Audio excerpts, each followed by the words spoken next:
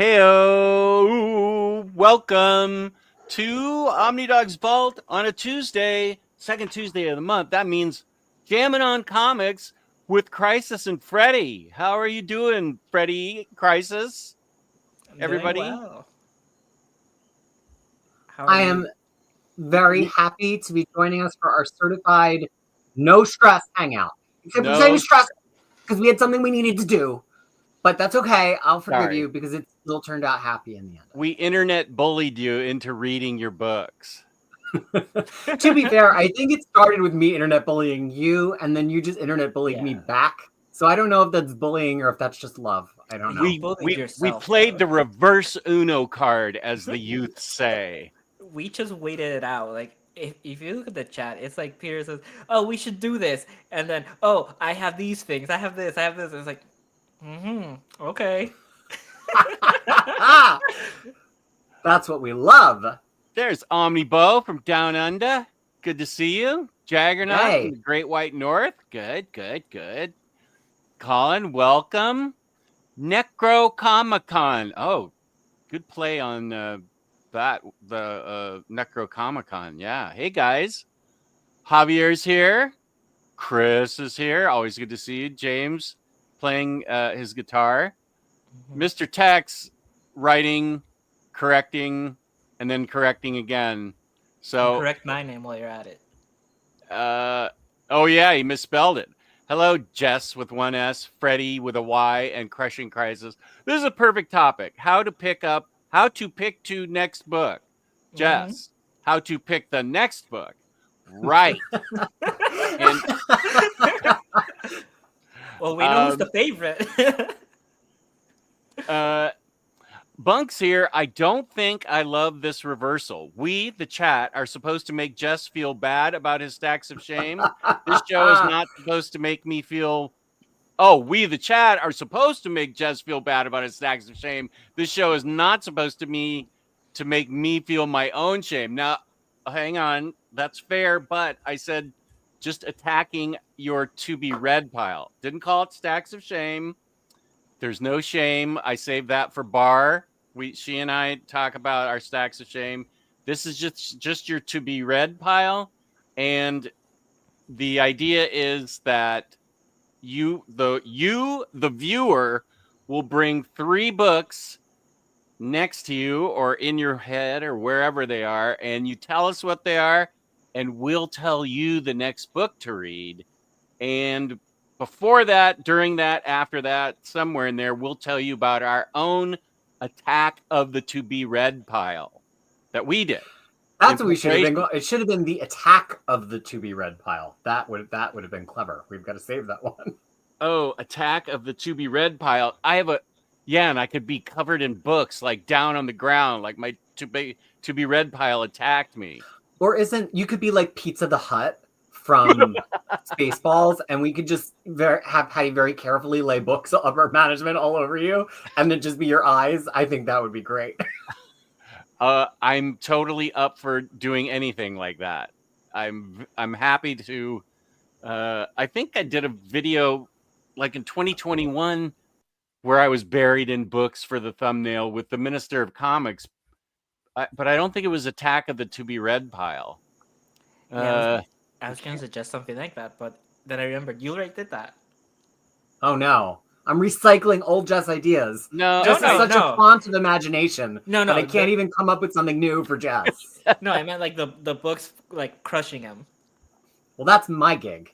I'm the one who gets the weird crushing fetish SEO on my website. You can't take that from me. So that should be you the next time we do this. You're getting attacked by your physical books. You don't even know the things that people Google to look for being crushed, and you don't want to know.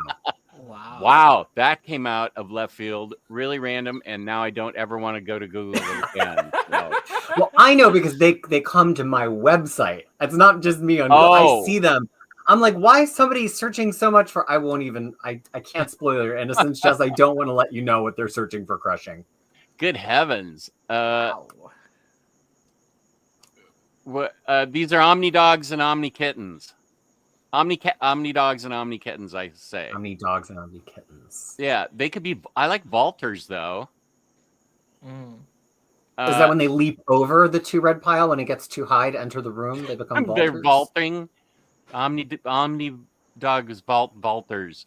I don't have it to be red pile. I have a whole room. Yeah, I have 2 rooms to be read. If I was actually crushed by these books, I would actually die because I have 2 full rooms of books that I need to read. And I'm actually okay with that. I like it. I keep buying books. Let's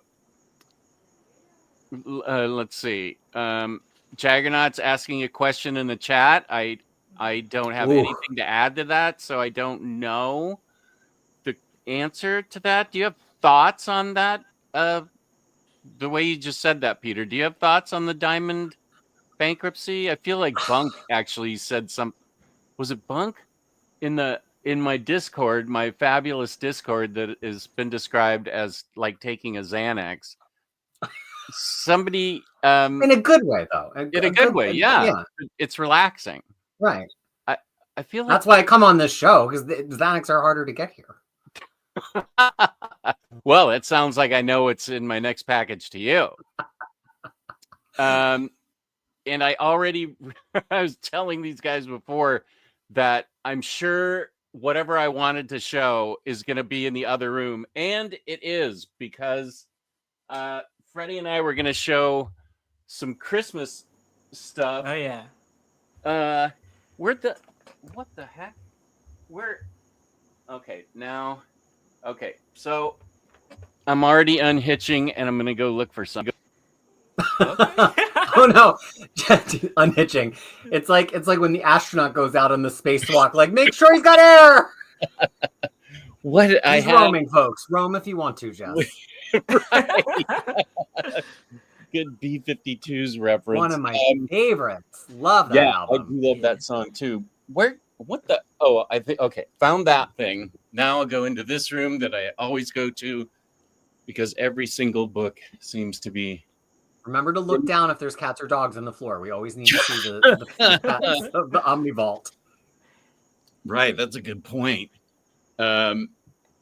So I got when I did my show with Taylor Saturdays, that was a couple Saturdays ago, 2 Saturdays ago. There was a deal. Whoops, where'd Freddie? Okay. Oh, we lost. Freddie was banished. He's banished again. Here's Logan. Welcome, Logan. Marvelbab, who has not missed a show in 7 years. Good to see you, Marvelbab. Do you ever get tempted to just do the shows at unusual times just to see if you could throw Marvelbab off? We should conspire against him to see if he can find us no matter where and when. That's how I feel about knowing when Omar's going to send the very fine StreamYard links. I'm like, when? It's a mystery. I don't know.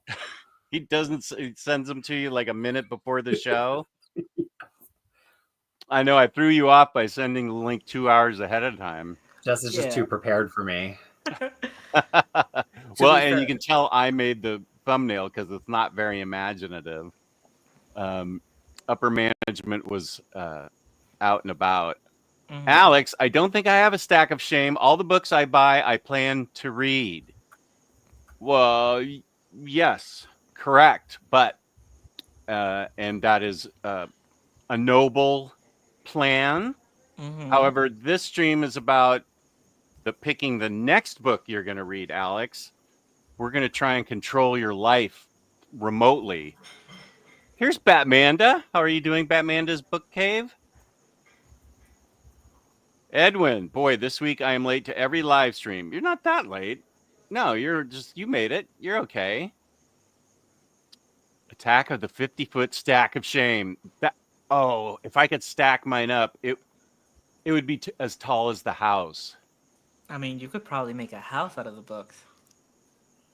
I probably could. Reaper's here. The best Thor damn team up on the internet. Thank you, buddy. Yeah, Mjolnir. You do know what happened to Pizza the Hut. I I haven't seen that movie in so long. I forget what happened to Pizza the Hut, but I remember I liked the movie a lot. Next Imaginauts here. Don't you know we're the new Omnipup generation and we want to change the world? I understood every word in there, Next Imaginaut. You need to up your game because those are all normal words. What's happening, Next Imaginaut? You human thesaurus? Jess wants to be crushed by books. All he needs to do is brush up that, that wonky bookcase. Have you seen that, Peter? There's The a wonky of bookcase? death? The bookcase of death. Yeah, of course, it's in the other room. It's tilted like this much, and it's getting ready to collapse, but it's been ready to collapse for like 2 years, and I need to get new bookshelves. But yeah, the thing's like that, getting ready to collapse on itself. I had a bookshelf like that as a child where I think the books and vinyl on it had formed a symbiotic relationship with itself, and you could only really take one off. It was like a lending library. You could only really take one out at a time because if you tried to move too many things, the shelf was just going to bite it. So it was just very careful, and the shelf was like... Yeah. My friend came over for Christmas Eve, and he's a cabinet maker, and I showed it to him, and he was horrified. He was like, don't go near this thing. It's going to collapse on you and kill you. And I'm like, well, what's the downside to that? Okay, I'm ready to go. Killed by comic books? That's ironic. Necro, I have more books than I have space. Welcome to the club. Same. Yeah. I don't know what to do with them anymore. That's what the floor is for, dude. Or dudette. I have floor piles. Exactly. After you double pile them, you start making little piles next to the Kallaxes, and then they become huge piles that are only supported by the Kallax like sideways, so it doesn't fall off. Yeah, I need to order from IKEA to replace the bookshelf of death. Yeah, because I think that it's going to happen. AS posted about it in the Discord. That's the bankruptcy of Diamond. Okay. Okay, he had a Back to topic. We took a circle. Yeah, we got always. It's always a circle. It always comes back. Freddie was. Freddie, I didn't show you. I haven't seen you. Yes. This is what I got for Christmas. Did I already show this to you? Yes. Oh, I took a picture of it. 1 second, I can't hear you. Okay. Can you hear me now? Yeah, this is really cool, this book. And it is, yeah. Yeah, and Freddie was cool enough to bait me hard on it. I found it for a good price on eBay, and I gave it to upper management and said, give this to me for Christmas, please. Which is perfect, because I forget about it. And I'm like, oh yeah, I asked for this and bought it. Yeah, I didn't so much bait you as I completely was unaware that it had gone up in price because it had been on my IST wish list for years and years. And it had been on eBay for so cheap that I just put it off. And then when I showed it to you, it was so pricey. When did you get it? Okay. It was published in 2018. Yeah, like 2022, maybe early 2023. Yeah, that's entirely possible. Yeah, I think it's chapter 11, and it is chapter 11. Yeah, they're reorganizing. The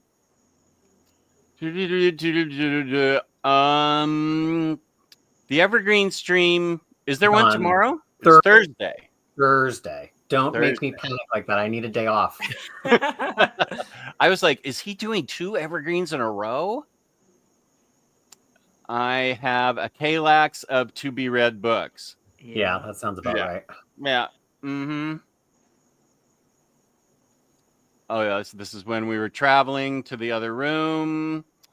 We're on there, chapter 11. Yeah. Okay, good. Just on the spacewalk. Welcome, Wayne. Good to see you. Here is Batmantha. Hey, everyone. Tennis is ruining my life, so I'll have to catch the replay of this later. Have a good show. Oh, bye. Nice to see you. Hi, Samantha. Yes. Batmantha is actually going to be on the show Saturdays in the Bat Cave with Batmantha. That's this Saturday at 8. I'm doing a double header because I'm doing a Superman show with Wonder Maddie and Earth One Jess at 1 o'clock. So I'm doing a double header that day. Nice. And then Ozzyverse, are you still in the chat? I'm doing a double header the next week. Bar at 1 o'clock and Ozzyverse at 8 p.m. You're a madman. How do you do vocal warm-ups? Now that I'm doing more streaming, I get hoarse, especially when I'm like the one in charge of the show. I get very hoarse by the time I'm done streaming just once in a day. I don't get hoarse from this. I got hoarse from last night's football game when I was screaming with my wife, and we're lucky we have a neighbor next door she's a little bit older than I am and can't hear as well, which is good because we were screaming like crazy. Omnidog is here. Please do unusual times. That would be normal for me, right? Yeah, heard. Mr. Tex, nice. Good way to work that in. Good segue. This is the Amanda Connor Girl Power book. Massive. Wow. It was $25. Just for scale. $25? Yeah. Taylor, I forget. Somebody in the chat or Taylor or somebody showed it, said there's this Amanda Connor book for $25. And it was $25 plus 20 shipping. And I'm like, this is a $150 book. I'll pay $25 in shipping for this. I just got it in today. I love Amanda Connor. So this would be a good overview book. Yeah. If you can fit it on camera and turn the pages. That's actually a good point. I don't know that I'd be able to do it. I'd have to suspend my phone from the ceiling. Here's Dana. How are you? Hi guys. I can't stay long because it's already midnight in the UK, but thank you. Thank you for being here. No chance I will find you. Okay. I like it.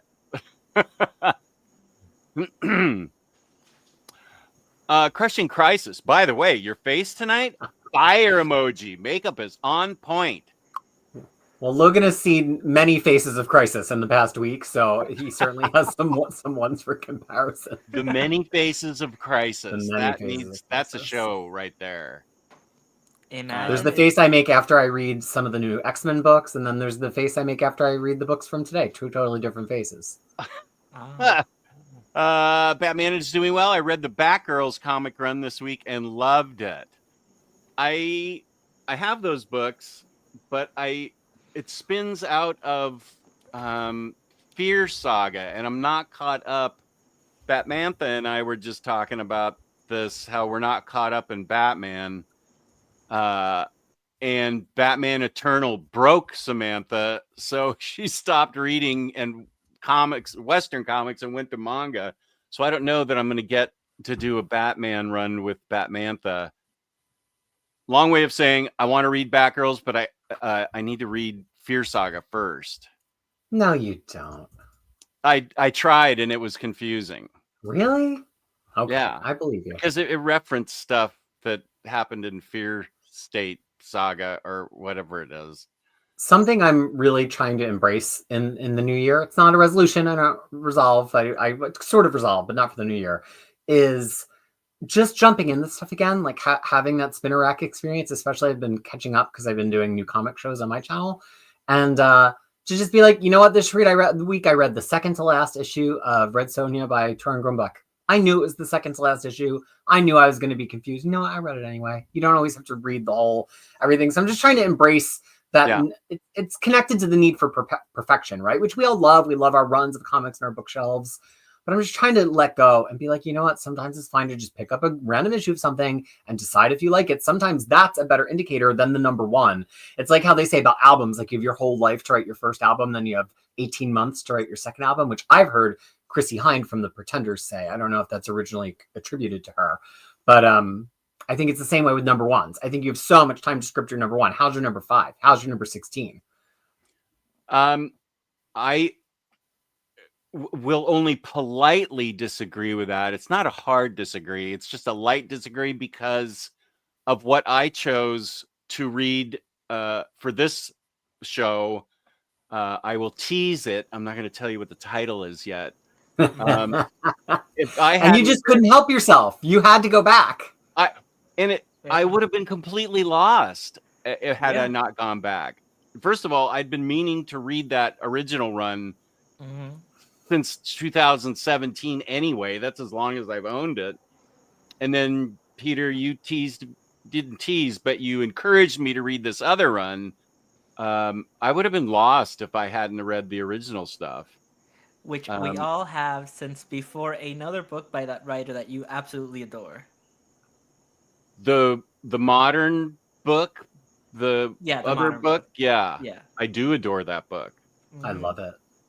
Yes. Are we keeping secrets? We're not revealing. Oh, we could. Until later in the show. It's only 20 minutes in. They can't know yet. We haven't even talked about ice cream or donuts yet or anything. Or jam. Or jam. Jamming on comics. What kind of jam did you make? It started out as a compote, and I found this great jam graphic of like what's a jelly, what's a jam, what's a preserve, what's a compote. And it was a rhubarb compote, but I felt like it was a little dull and too sweet. So I added strawberries, about 15% strawberries by weight to rhubarb. And then it was coming out really loose, almost like applesaucey, and I wanted to have more gloss. So I needed something with more pectin. So I put green apple, another like 15% by weight of green apple. And then I did a little bit of orange zest, and then fresh orange juice, fresh lemon juice. It's heavenly. Wow. I don't like a really super sweet jam or jelly. I like something that the fruit taste comes through and the sweetness stops right there as soon as you get the fruit taste. Almost like you have to question yourself, is this actually sweet? And I have never found all the jams and jellies and store-bought stuff here in New Zealand is very, very sweet because it's real sugar. There's not like as much high fructose corn syrup and stuff here. But to an American who grew up on that, everything here is like punishingly sweet. Like I can only have a drop of it. And so I like, as we've established, I put a spoon of jelly in my cereal. I like to have it on bread. Right. I like to have peanut butter and jelly just in a breadless, in a bowl. So I really go through some jelly. I go probably through like a jar of jelly every 2 weeks. So I was like, wow. You know what? I'm just going to embrace the Kiwi DIY mindset. I'm just going to make my own ideal jam. And I have done it, folks. You know, like Frankenstein, I have like bubbling pots and a spreadsheet and all these things. But this time it took me 5 tries, but I got it right this time. Okay. You know what would be really good with jam is a Xanax, but you can't get them there. Sorry. I think aren't you supposed to put them in the peanut butter and then go like that? So I'll actually swallow the Xanax? Or that's if I was an Omnidog. Exactly. That's right. We have to hide the pill in the peanut butter. That's 100% right. I remember watching Will and Grace in the 90s, and Karen Walker would stir her martini with her pills and then swallow the pills. And I'm like, I want to be like her when I'm older. Noir Wolf. I have far too many books on the floor here as well. My stack of shame is in my office at work. About 12 Omnis my wife doesn't know about. Hee hee hee. Yeah. Okay. Here's one from Next Imaginaut. How fast do you think Peter can spell anti-disestablishmentarianism? I think all 3 of you should make a bet. Well, I am not good at spelling out loud. My fingers know all of the spelling. I also put it up, so I kind of ruined the bit. I probably still couldn't spell it out loud. It's a lot, yeah. Fred, you did get it, Dana. I was wondering about that because you and I both got baited on that same stream, and we were both disappointed in how expensive it was. But I put an eBay notice, when you get notified, and this thing does take a weird turn. This book, if you notice, I came upon a robot. Oh yeah. there's a robot in this book, and the whole book kind of takes a weird tangent after that, but it's also fun, and I just really dig this book. This was a good job that you did on baiting me on this. I don't know how I lived my life without it. Really? I don't know. And I refuse to apologize because I had no idea it was expensive. And you have a whole shelf of just stuff that I baited you into buying. Is that right? I could probably build a mini fort out of just books. That's what I like to hear. Here's Sazmurf. What up? Here's Hey, Saz. Alice. Mr. Tex, I think you are the king of typos. Oh, yeah, not Krisis. He's quite good at typing while he's talking and looking at the stream and doing everything else. And I see Peter showcasing his Diana Prince Omni. Mm-hmm. I have it as well and didn't completely hate it.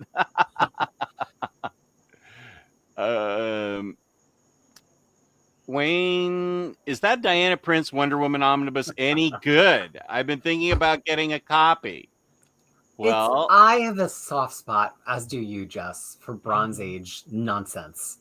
Before the Bronze Age got, or after it got conscious, when it was just kind of a different kind of goofy than the Silver Age. And I mean, that Diana Prince book has some socially conscious elements to it, but it's not hard traveling heroes. But yeah, I just love that era.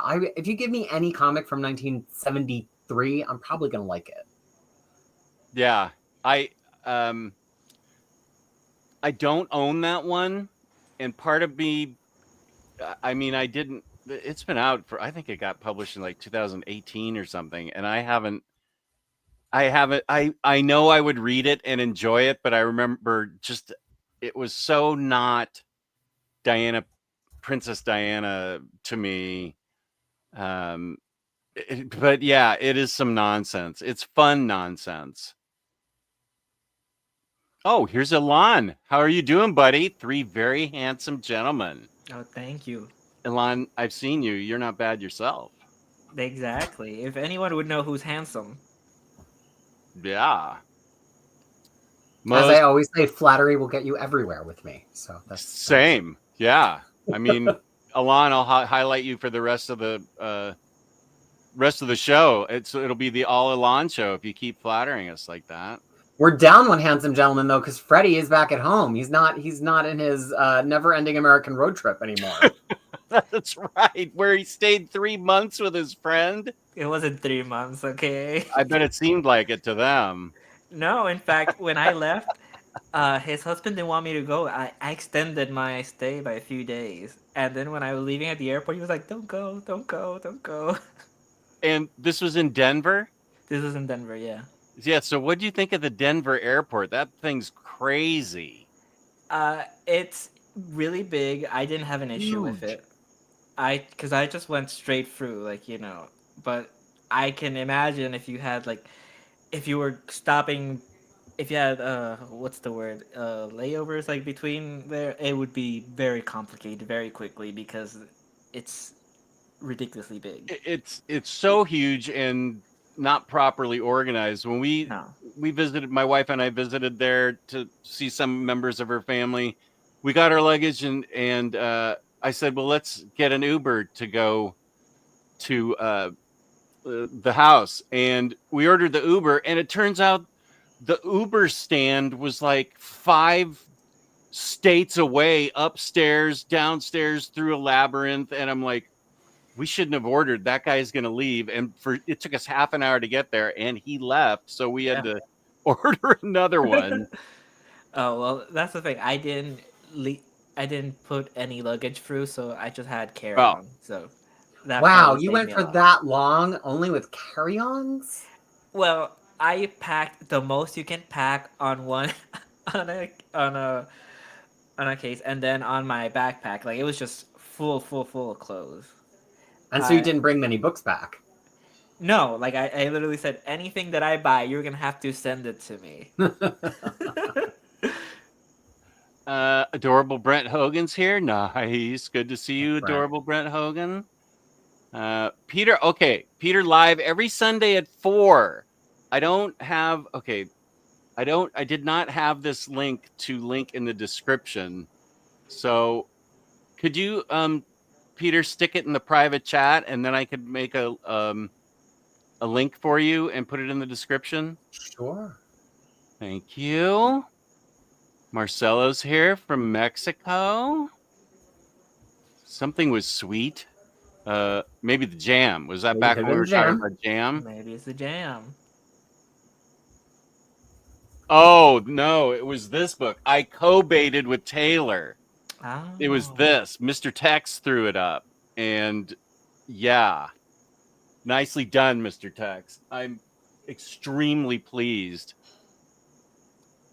Joes, I know you loved Brubaker's Cap. I've been wanting to read it all, but the first couple Omnis are out of print. Do you think it's worth reading digitally as someone who much prefers physical? The first Omnis are out of print. Well, they've been circling back in print, so they might come back soon if you were patient. But otherwise, yeah, go digital. It's fine. Oh boy, I don't know. If you prefer physical, At least to try it. That's what I'd say. well, that's not a bad idea. I mean, I do love it. All 5 of those I read in a weekend. I couldn't stop, and they will get reprinted. I'm sure you know that, Alex. Now that we're living in the time of reprints, thanks to Very Fine Condition, I will totally give credit to him for that. That might not be a bad idea to start digitally. But it's going to be hard to stop. I can promise you. It's amazing.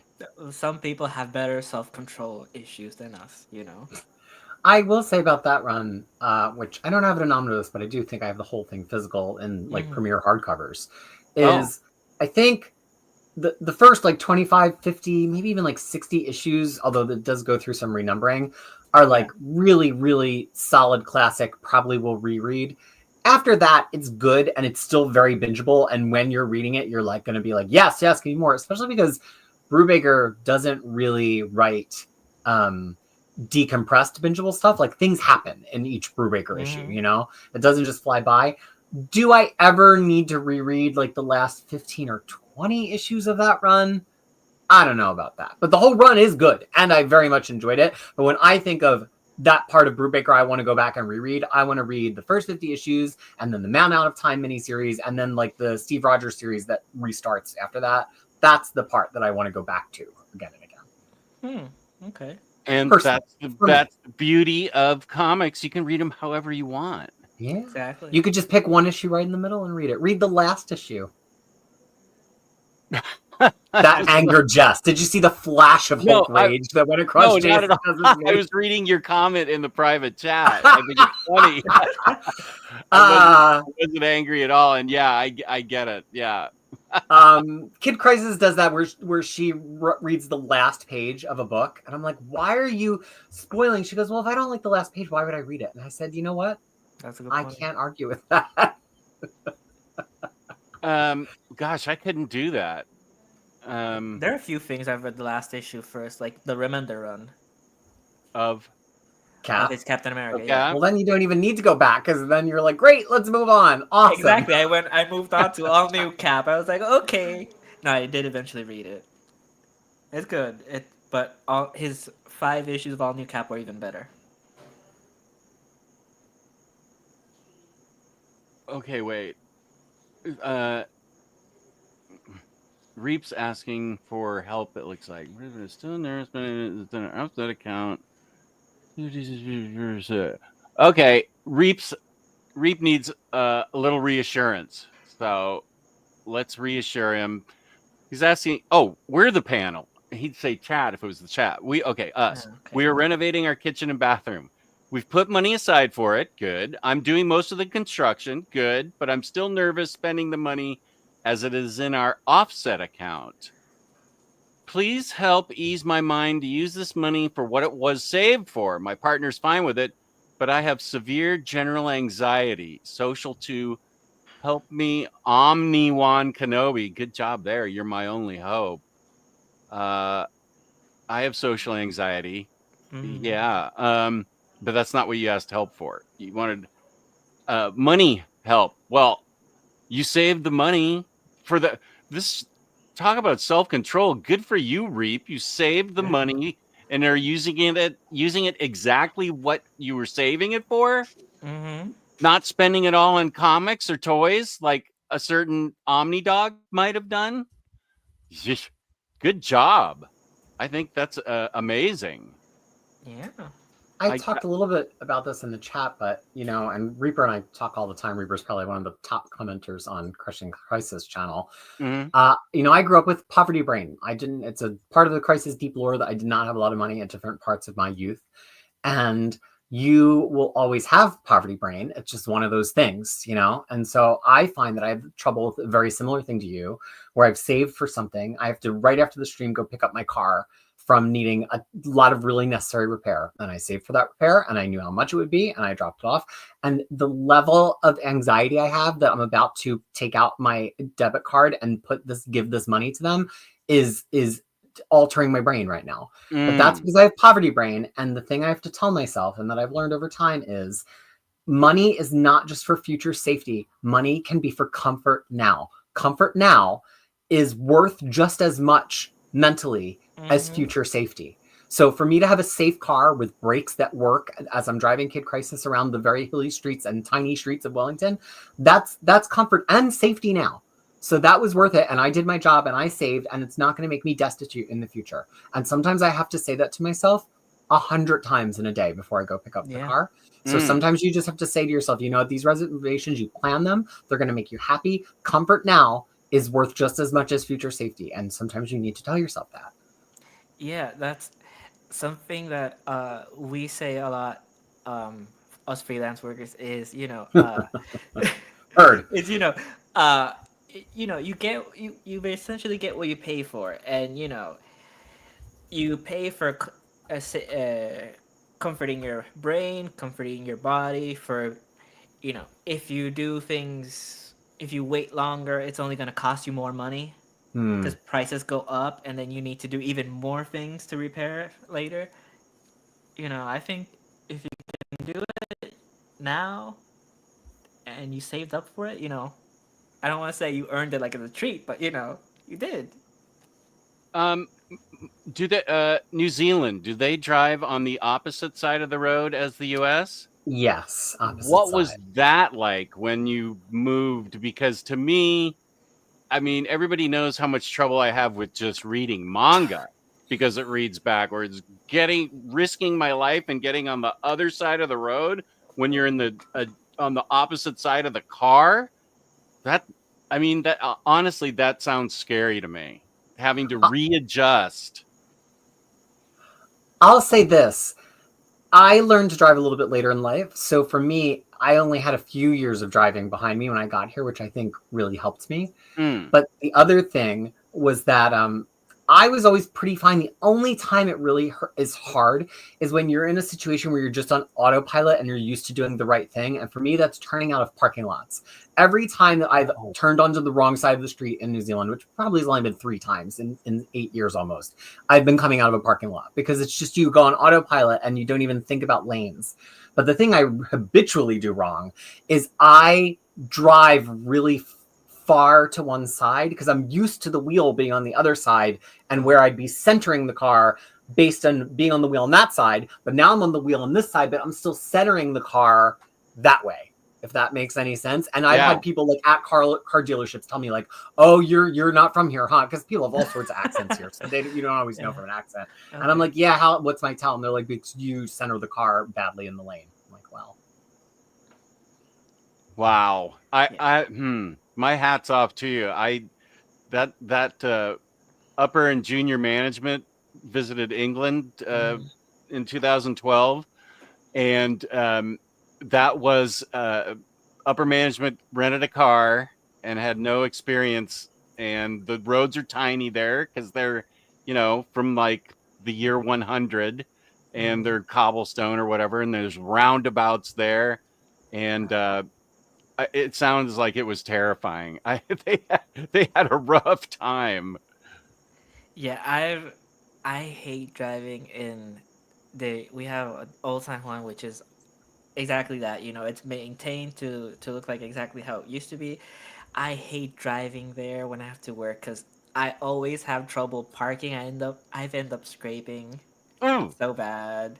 And when we were in Denver, like at one point, Matt offers me the keys, like, "Oh, you want to go somewhere? You can take them." I'm like, "No, I'm gonna go with Uber. Are you nuts? I'm not gonna drive your car." like without first driving with you. Oh, then we'll drive. No, no, I don't want to. The roads are so like everything. It feels so tightly there. We went walking one day to the Mexican supermarket that was nearby, and oh my gosh, a truck passed us by, and we felt like it was literally on us. This is why I don't leave the house. I mean, No, we leaving the shouldn't house have was to. fine. It's just that the roads there are just so compact, so tight. Well, yeah. Batmanda, this is about Batgirls. I was not caught up either and was a little confused in the beginning, but after a while, I felt like it was easier to follow. They're just really fun books, so you don't have to understand everything that's going on to enjoy them. Okay, I'll give them another shot because it's going to be 2026 before I definitely want to read. Catching up on Batman is one of my resolutions that I keep in the book that Freddie gave me. These are my this is my to-do list, which includes my resolutions. My therapist said I needed to write them down, and I said, well, to-do lists give me anxiety. And she said, just write it down. And actually, it is better. I've already crossed a few things off, and Batman, I think Batman's in there. Okay. If it's not, I'll put it in there because I'm almost caught up with Superman. So this is a great notebook, Freddie. I wanted to make sure you knew I was using it a lot. I mean, I'd be happy even if you weren't using it a lot, just because you were so excited when you opened it. I was. Yeah. Have you used any of those stickers though? The David Nakayama stickers or No, the ones in the Harley. Like, didn't that include stickers? I thought it did. stickers? Stickers give me anxiety. Oh, Do they really? It's too permanent. I can't make decisions like that. I mean, I've removed some over the years.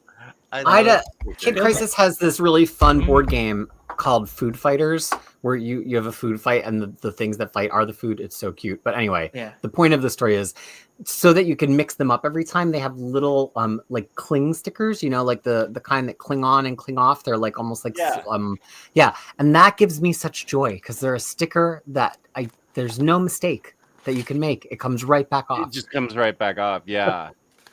Well, I get what you're saying. I don't think I don't remember that this came with stickers. Were they Harley stickers? Yeah, I think so. Like, it said so in the description. I was just never sure if it actually did bring them. Oh, I don't. Geez, there would be stickers all over this thing if it came with stickers. I've always loved stickers. Yeah, and filmmaking is all sticker culture. Like, oh my gosh, I have so many. It's ridiculous. I have like 2 different packs of stickers. One that I plan on using someday, and then others that are just to give away or trade. Like, this is ridiculous. Let me see. I have Chaperone. I heard you like magic, and then there's a wand and a rabbit. This is from Kyle Starks, Kristen's friend. Oh yeah, Kristen. Oh, I read a bunch of Kyle Starks this week. Nice. Kristen is the star of the book, his most recent book. Oh, so yeah? I was thinking, wow, what a coincidence. That's Omnicat's name. And they're good friends. Yeah. Later, I was reminded that they're friends, and it literally was. Yeah. I can't wait till it's collected and I can read it. Yeah, let's see. Well, I read his other serial killer comic too this week. Practice safe sets. I love it. Great Union sticker. It's a great Union sticker, and then there's all these different stickers that's from a sound company. This is their little mascot. Oh, yeah. A lot of my albums come with stickers like that, and I'm always like, "What should I do with these? I can't throw them away because they're stickers. They're so cool." Ooh, I bought stuff from Joe Quinones' store, and I asked him like, "Hey, do you have stickers you can send me?" He sent me this one. I still haven't used it. That's cool. Usagi. Oh, I like that. And I have the full Fantastic Four set from Kyle Starks. Oh, that's cool too. Yeah. Kryptonite Kid donuts. Did you say donuts? We did. I'm happy to talk about donuts all the time. Prime's here. Hello, everyone. I heard there was a reading pile accountability meeting tonight. My name's Jess, and I am a comicaholic? Is that a union? No, this is a Ash Oh, versus the Evil Dead oh! I type didn't see the sticker. chainsaw. Yeah, and then this is from a guy that no longer sells stickers in the U.S. But he's really famous in film circles. Thanks, Peter. I hope your car repair goes well. We have an electrician over now, and I'm trying not to hover over them to give help and answer questions when needed. Right.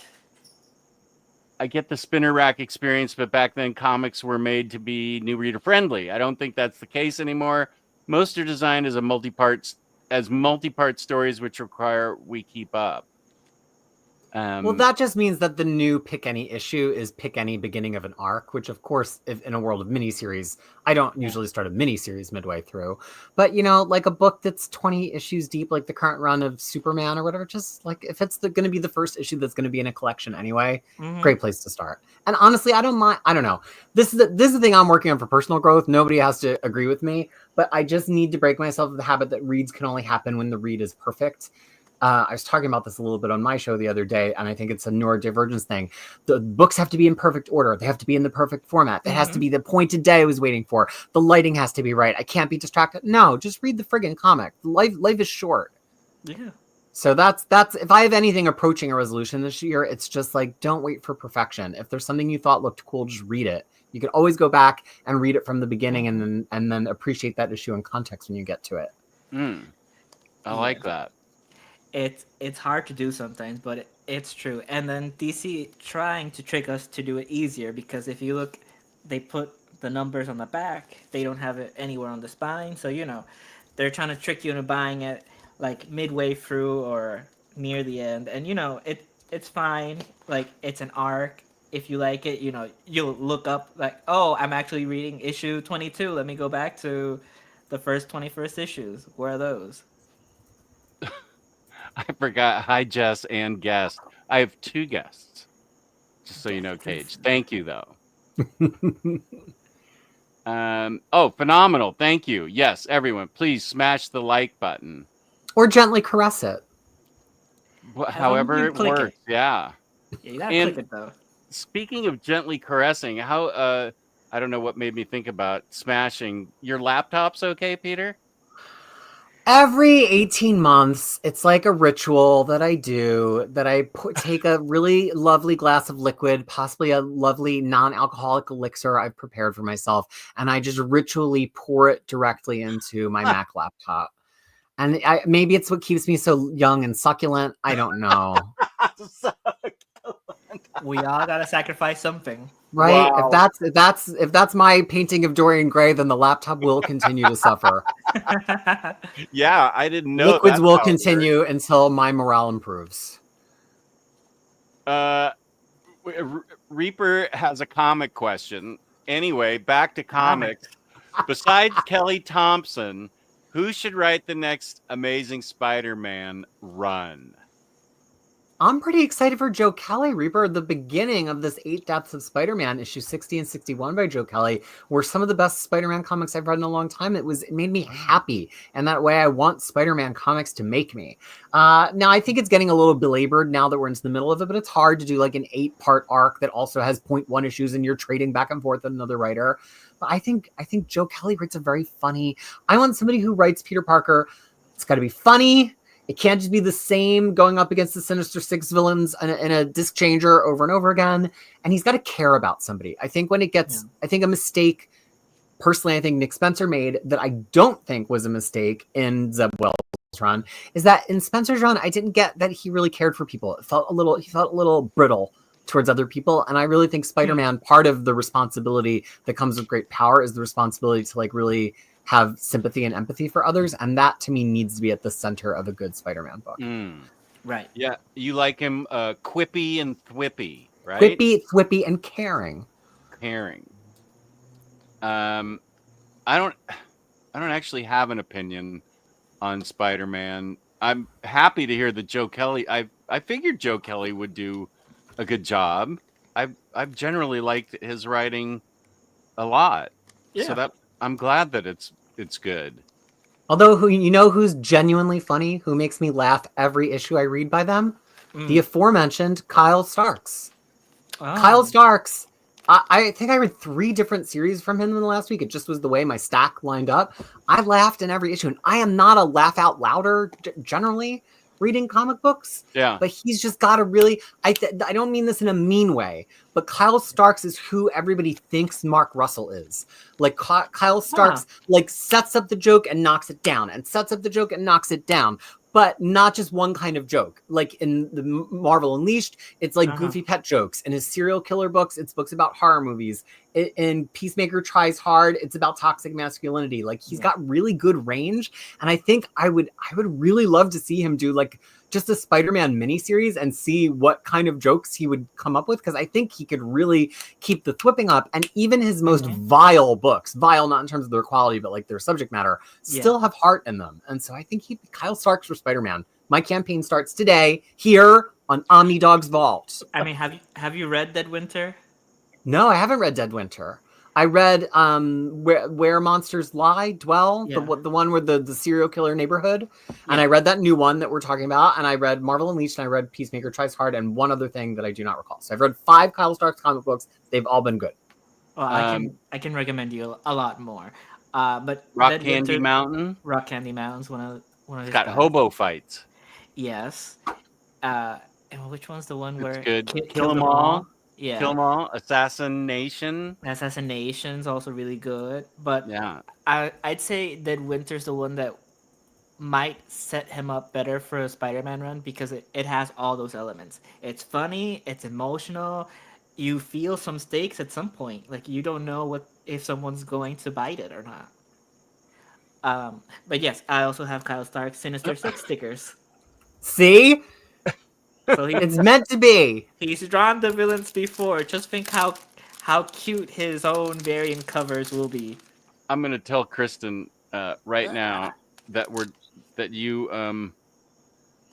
you're starting it. You're starting the campaign right now. Let's see. Look at that. His Electro. Electro. I hadn't actually opened this. This has been here for years. Doc Ock and Vulture. While we're making Krisis do things, what's Peter's top 5 power ranking of pop girlies in 2024? There's somebody that knows you.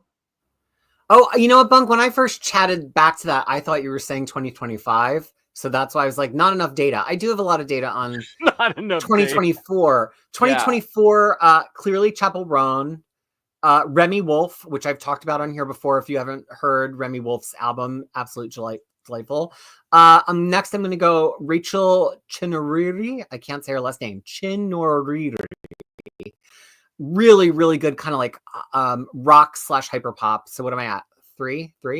Doechii, who right now is my number 1, but in 2024, I don't think Doechii had made it all the way to number 1.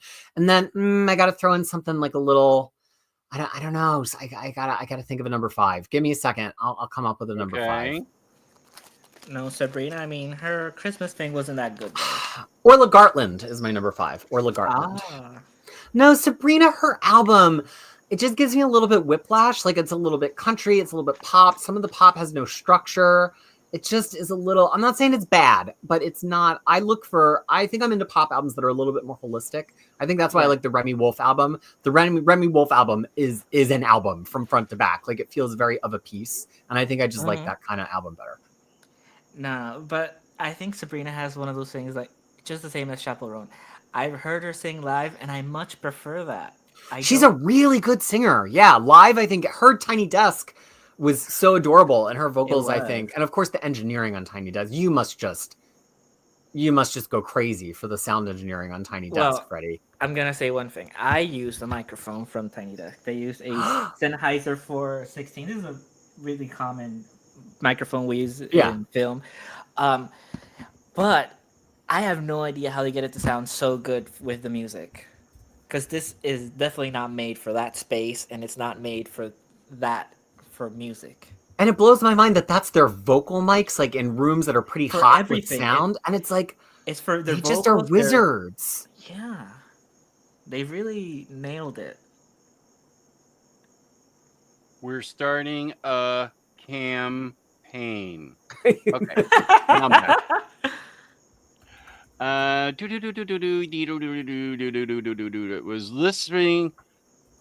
I was literally listening to what is this now? Doshi? Doshi. Yeah, Oh, she's Doshi. so cool. You gotta see her. You gotta see the Tiny Desk or the song she did in Colbert, because her visual presentation is mind blowing, and she's a really good singer rapper. Yeah, she is. Loved her since she put out What It Is. Was so happy to hear her on Tyler the Creator's newest album.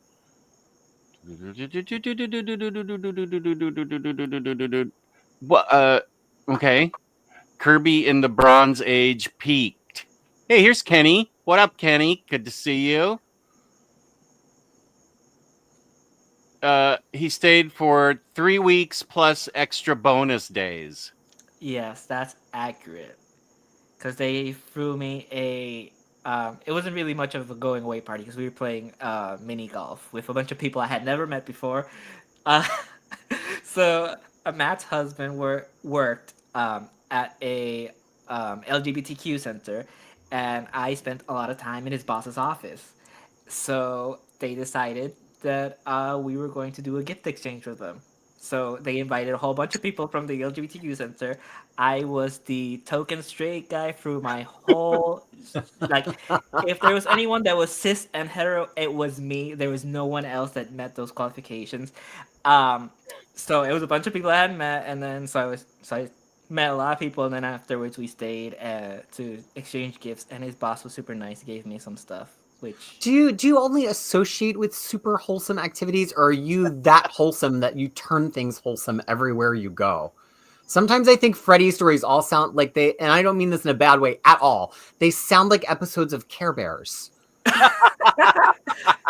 I like to think more We Bears, but okay.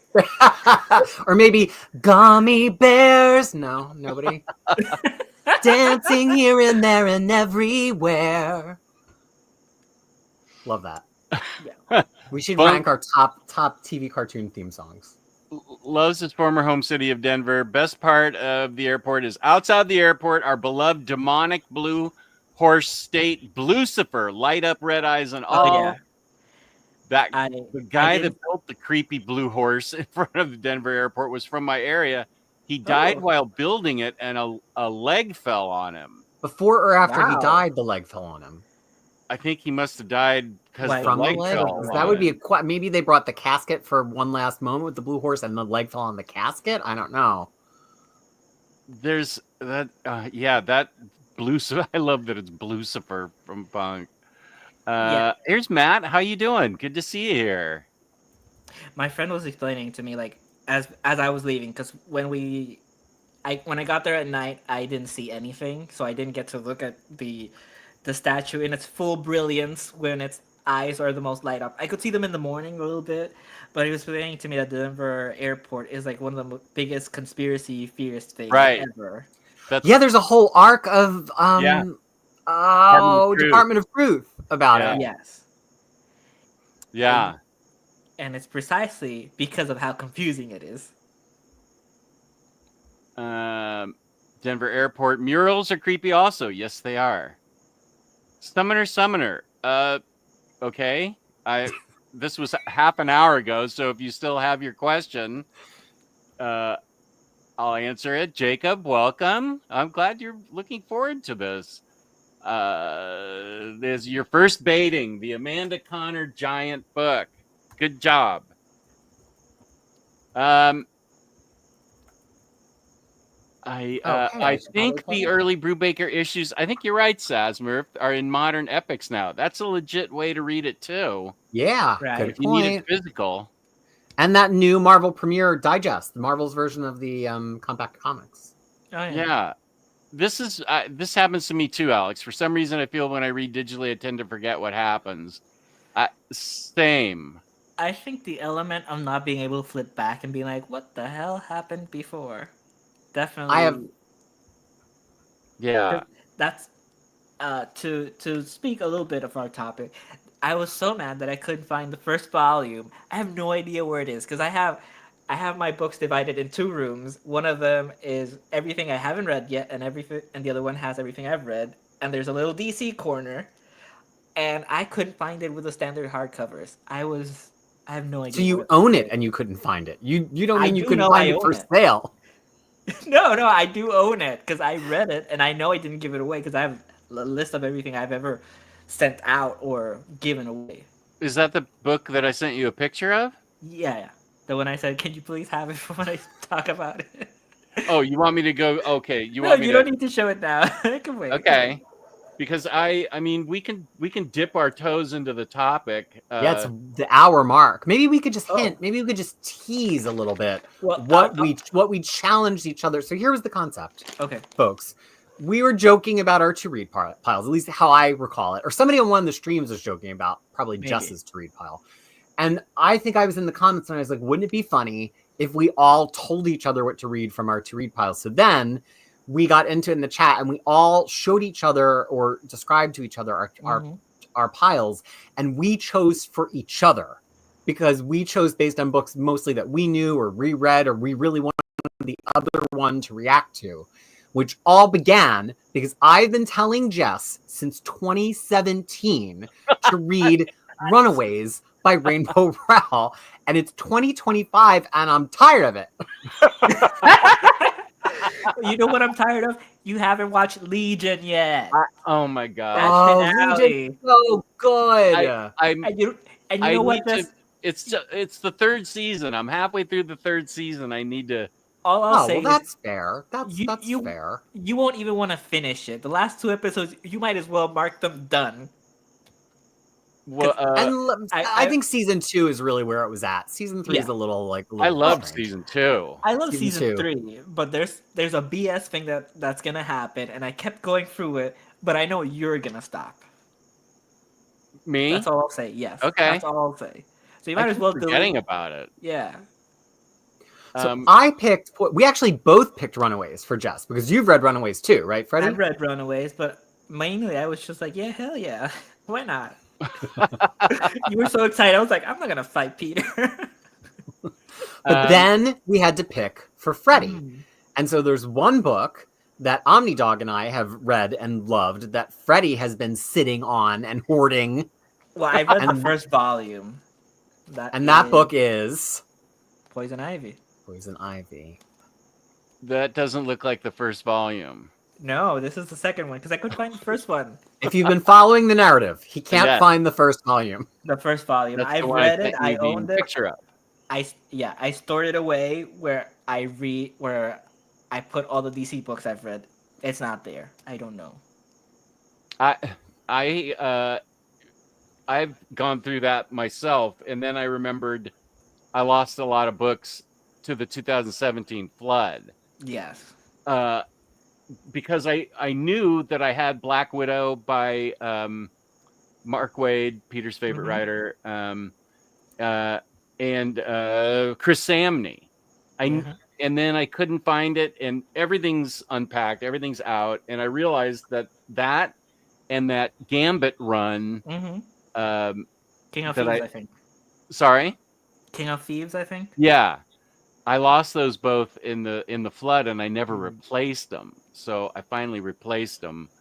But I know that's very frustrating when you know you own it, you know you've read it, you have a system where the books that you've read goes, and it's not there. That I get that. I understand your frustration. I just had one that I found after I think I've been looking for it for like 9 months in all of the places I thought it would be, which is Starstruck. It's not in this room, but it's by Elaine Lee, and it's an indie comic that thinks up this whole kind of space, this very kind of sarcastic, chipping away at the edges, retro future space culture. That then on Dimension 20, they did whole campaign in because Brendan Lee Mulligan, everybody's favorite DM, is Elaine Lee's son. So he used her setting. And I watched it. It's the funniest live play I've seen to date. So hilarious. And I was like, I have that book. I've been looking in my house for 9 months. Yesterday, I went down to get out some X-Men books to put in the background for the magic show. And on the shelf next to all of my X-Men omnibuses is Star Trek. Do you know how many boxes in my garage I've opened in the past 90 or 9 months looking for that damn comic? And it was with X-Men. Why? Why? It's not by Marvel. No X-Men writers writing it in space. It has nothing to do with X-Men. At least you found it. Stumptown somewhere. Stumptown, after I thought for sure I would find it when we packed up and moved. And the hardcovers of Stumptown that I swore up and down were in the unfinished part of the basement, they were not there. I have no idea what happened to them. I can't explain it because I could have sworn.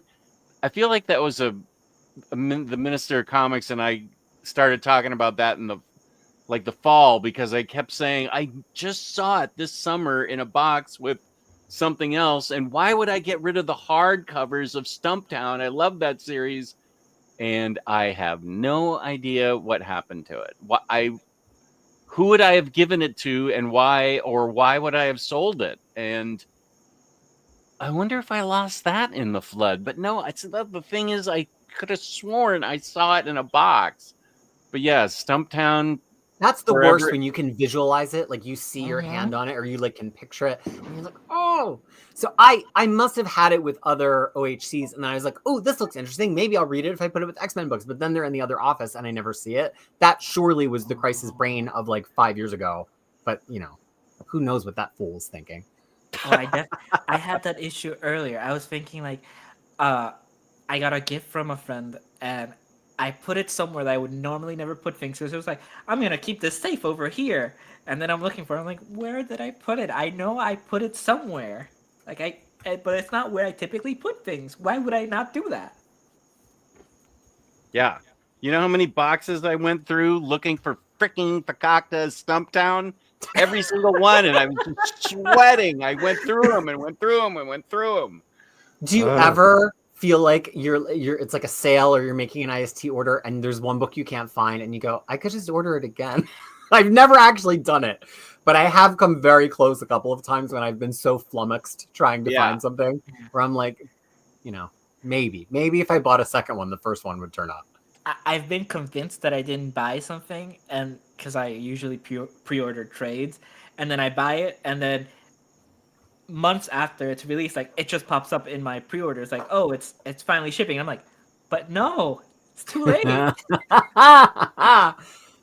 So here were my two. I don't have as long runs accumulated because I stopped buying modern runs. So I have a lot of graphic novels.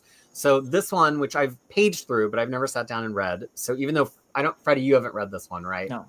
But Jess has and adores, and of course David Bowie. It's fun we'll get into it. And then this one, which you've both read. Yes. Yes. Yeah. Mm-hmm. Yeah. So those were we decided I could have two to be equivalent, since they both had 3 to 6 volume runs, that I could have 2 OGNs. And so, yes, it's been several years of Peter. It's been 84 years. But I looked at the description on the back, and I thought of volume 1, and I thought, oh, I don't know any of these people. And I started looking at it, and I thought, what the? And I've been meaning anyway to read these books, which I love these oversized hardcovers, and I did not give them up for the omnibus. I've been meaning to read them anyway, because these used to be hard to find, and I have an emotional pull on some of these books if it took me a long time to find them. So I read these 3, and that set me up for success in volume 1, which is all I got to read today. But I read this today, and I read all 3 of these dudes. It's fine. You beat our expectations by reading those 3. I read 1 volume, and that beat it by exactly 1. Exactly. Disappointing you didn't read all these colors.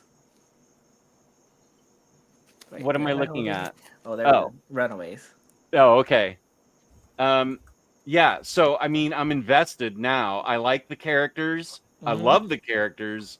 I love everything about it, and I love Rainbow Rowell's writing because, as Freddie alluded to, I love She-Hulk. Yes. That may be, I don't know. I do love Dan Slott's She-Hulk. But I think this slice of life She-Hulk that Rainbow Rowell's writing is just so fun and funny and kind of relaxed, but also thrilling. So I'm gonna keep going with Runaways. I finished volume 1, but these things, the art is really good. Chris Anka is the Chris artist for the Anka. first 3, and you really like his art. Let me see what the difference Also, I is. will say, I want to say Chris Anka colored. Is he colored by Matt Wilson at first? I think he was always by Matt Wilson. Let me I see think the it first one. changes to D. Cuniff halfway through, who had maybe been doing the flatting. I want to say, could be completely making that up. No, he did all of them. It's got Like several Matt Wilson, different colorists in book 4. Since the second one, he's been credited, like in the cover. All right, maybe I'm making that up. There's always the always the potential that I've made up my own alternative facts. Maybe but I do pay a lot of attention to colorists. I mean, maybe he didn't color for the next artist. But anyway, the point I was making was that I like Anka with some texture on him. I think Anka at a really high gloss. Sometimes his figures don't do well with the dimensionality that gives them, or in a way takes away from them. But I really, really like Anka with a colorist that puts a little bit of like grit on him. And Wilson is really a great colorist for that kind of gritty, touchy, textural colors. So I mean, Matt Wilson's also one of my favorite colors anyway. But no, yeah, you're right. It is mostly Matt Wilson. Maybe D kind of did one and I just got it like in my head. No, you're mostly right. So Matt Wilson did the first 3, and then he did some of the ending when Chris Anka comes back. Okay. But the rest, most of the rest is the other person. I like both artists. So They're I don't really good, yeah. I don't think I really like Andre Genoulet, so that I'm all about it. Yeah. So I'm excited to finish. I'm not gonna this is what I'm gonna read. This will be what I'm continuing to read. I'll read it tonight. I'll read as much as I can tonight because I love this is Brian K. Vaughan, right? That did the original Runaways. Yeah. Which is near perfect. The one thing I always cringed reading, and I had to pause to like take a deep breath, was whenever I read the word rents. I was just like, this is not real flag. Yeah, because he do a lot of pop culture references, and some people feel a little too attacked or dated by it now. That wasn't it for me. It was when he invented slang because he was like, I know what the kids say. No, you didn't. How are you doing, my fellow kids? How are you doing? Are you fighting with your rents? Rents. Yeah. So that was and then once you pointed it out, I couldn't unsee it or stop. It was just like, oh, that's rent, right? What is that? I'm glad I had an effect on you. Yeah, you ruined it for me. Thank you. So if you would like to play the Attack of the to Read pile for next month's show, in the chat while we're talking about ours, you can nominate 3 things in yours, and the 3 of us will haggle over which one you've been assigned. When we get to highlighting that comment. Oh, did you tell them ahead of time? You gave them in advance? Yeah, I told them to bring 3 books to the show and that we would pick their next books for them. So I'm starting to see a couple in the chat. So okay. Yeah. Let's see. Oh, I had a good. This has nothing to do with anything, but I want to see what Bunk has to say about Tiffy's cash-in. I did see Tiffy's cash-in. I was very happy about it. The will she, won't she with Naya had gone on long enough. And I love Tiffy as a champion. Good way to come into 2025. Okay. Good. Guys, Bunk's gotten me into... Actually, the whole chat has gotten me into wrestling. For some reason. Supergirl, I've liked just about every single comic book run except for New 52. I don't like Supergirl Kara being dark and edgy. She needs to have heart, hope, and humanity just like her cousin Superman. That's fair. I did like dark, edgy, and no hope, heart, or humanity. I loved her as a Red Lantern. You must have not liked that, Kenny, but I get it. That's Jess, you know, when he gets out his dark eyeliner and he pulls down the shades and he wants to read emo Supergirl. Goth Jess, yeah. Goth Jess. You know, One of the many Jess variants I would love to hang out with just for a small limited amount of time. if Jess had kept doing his makeup after dressing up as Wonder Woman, could you imagine? Jess would be so good at it. Because what? You're on Mondays, you're on Saturdays, you're on Sundays, you're on Fridays. Yeah, after you mess it up like 10 or 20 times in a row, you start to learn. I can confirm.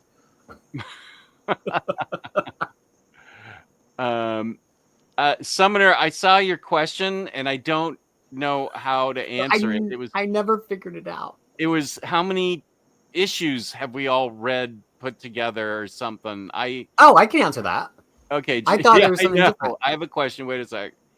How many single issues of comics have each of you read? And if we add up all three of you, what would be the total number of single issues read? I mean, Peter actually does know how many single issues he read last year. I wouldn't even know how to go about it. This year I will have been reading comic books for 60 years. Wow. This 2025. I don't know how I could even estimate that. Yeah, and I don't keep count how many single issues are in collected editions, or even when I read digital, I just go on and on and on and on. But I think last year, in July, I had already read 400 books, and I was just like, I'm gonna stop counting here. Books or issues? Books. Wow. Okay. Yeah. I wish I had kept better track in the 2010 to 2016 because that's when I caught up on all Marvel from like 2000 to present. I was reading so many trades per day. I had to have been reading 2,000 issues a year. I just had to. There's no way I could have gotten through all that material if I hadn't.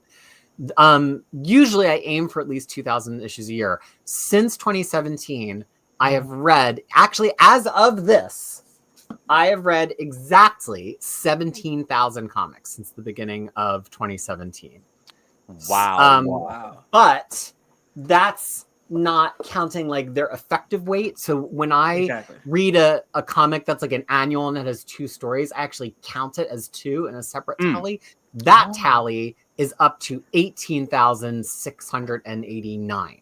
So I'm reading slightly more effective comics than I am actual comics, if my brain makes any sense to anyone ever.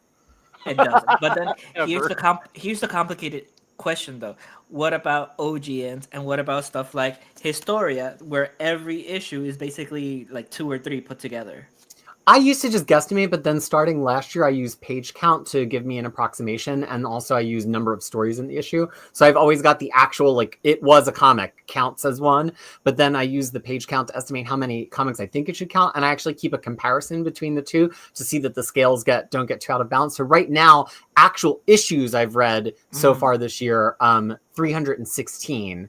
Actual issues that I've read per the amount of pages that I've read as an estimate, 310. So it stays pretty close, but sometimes I give them, I don't want to see it really get out of whack. Yeah. But I've been reading up a storm. That's 300 issues in 15 days. Yeah, man. Yeah, and you guys thought reading comics was nerdy? No. Peter will make it even more. Watch out. Even nerdier. Well, I have Max test driving the spreadsheet so that I can make it perfect and finally give it to Jess. I've been promising to give the spreadsheet to Jess for 8 years. I was still living in America when I first promised to give Jess the spreadsheet. I think it's almost ready, Jess. Oh. It's just about prepared. So when you're done reading Runaways, I will have the spreadsheet ready, maybe. Okay. Krisis, can I crush you with a candy that you won't be able to buy? Oh, just torture me. Torture me. It's not even torture. It's ridiculous. This is Shacklicious. Wait, let me highlight this. They are XL gummies. If you thought America was ridiculous, I bought this at Walgreens. This is ridiculous. How big are they? Well, let's open them. Is that actual size? Or no eating on camera though?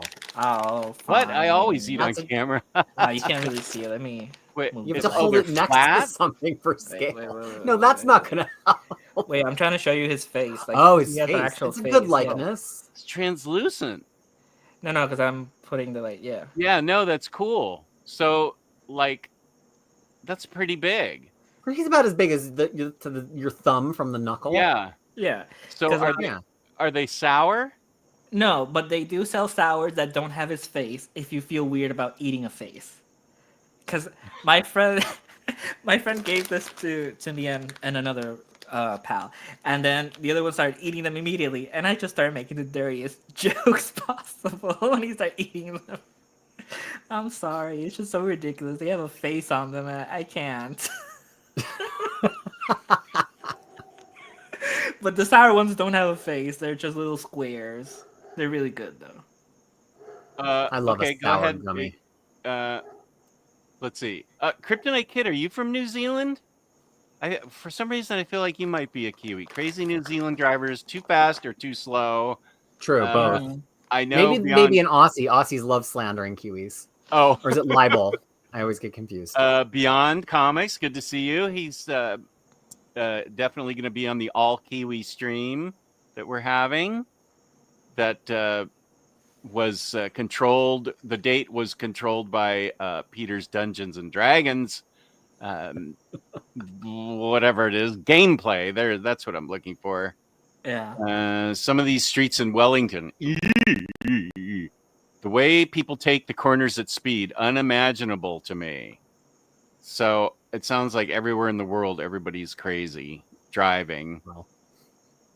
8 years. Wow, Krisis. I remember watching all your videos unpacking your collection. I feel like you might have been one of my first interviews when you just had moved. And I think everything was still in boxes when I talked to you. I think you might have been the first time that I was on YouTube as a personality instead of just like playing music. I don't think I'd ever been on YouTube talking before I was on your channel. Was that 2017? It had to be late 17 or very early 18 because I started the show in December 17. Yeah. Okay.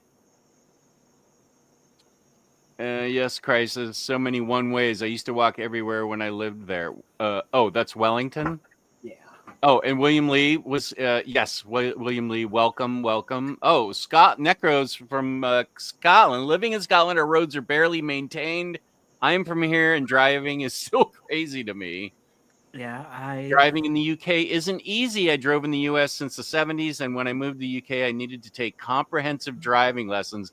My wife and daughter both said roundabouts are the worst. I love roundabouts. I think in New Zealand they're really super polite about them, though. New Zealanders love a roundabout. Love a roundabout. Oh, and here's Kane. Good. I was hoping you'd be here. Peter, your live stream the other day was simply amazing. I'm sorry I missed the last part with your concert. Just as I've got the guitar out. I've got to, I can't believe I'm saying this, but I actually want to see it. I am going to voluntarily watch a Very Fine Condition show. I want to see how you guys mapped magic. It was fierce. It sounds awesome to me. I definitely want to see that. Hooray for great wrestling all around. Yeah, you've got me into it, Bunk. Oh, yeah, that's right. Crushing Krisis. This is a good question. How do you feel about tattoos? Well, given my sticker anxiety, which I believe that spawned that question. Yeah. No, I've wanted a tattoo since I was 18, and I can't. I would need to have one drawn on me with like semi-permanent ink or henna or something, and like just live with that for 6 months to get used to the size and the placement. That's part of why I love living my life digitally. I love a tweak. You know, I don't like things once they're committed, but I do have a tattoo that I really want. And so I think maybe this year I might have to get somebody to henna it onto me and see if I like where it's placed and the idea of it. And are you going to wait until it's done to tell us what the significance of it is or why you wanted it? Or I'll say I want to get something related to Philadelphia because I feel like even though I live abroad, I very clearly always carry Philadelphia with me, and so many people I care about are there. So it's a Philly thing, not a cheesesteak, because I don't think that would be very clear as a tattoo. No. Marcelo asking a good question. How much do you need to catch up with Batman? I need to catch up after Tinian's Detective and After King's Batman. That's as far as. You're in 20. Yeah. 18, 19. Yeah. I'm trying to. Yeah. I'm really far behind. I don't know how I kept up with Superman, but I did. The stream that I'm doing with Maddie and Jessica this Saturday will catch me almost up. It will catch me up almost completely with Superman, but I am way behind on Batman. Way behind. Tattoo. I want to get a bin for my video game controllers and put a bunch of nerdy stickers on that. That's a good idea. That's a good I idea. have a bin that I want to put all my X-Men Legends and then put it like a separator in there and then put all my Cosmic Ones Legends for the Galactus. And I could sticker that thing up, but here's the sick thing. Once I sticker something, I regret it because it's stuck on something and I won't be able to reuse it. It's stuck. I like having the sheet of stickers intact more than I like peeling the stickers off and then using them. You like collecting them more than using them. Okay. I like yeah. That's fair.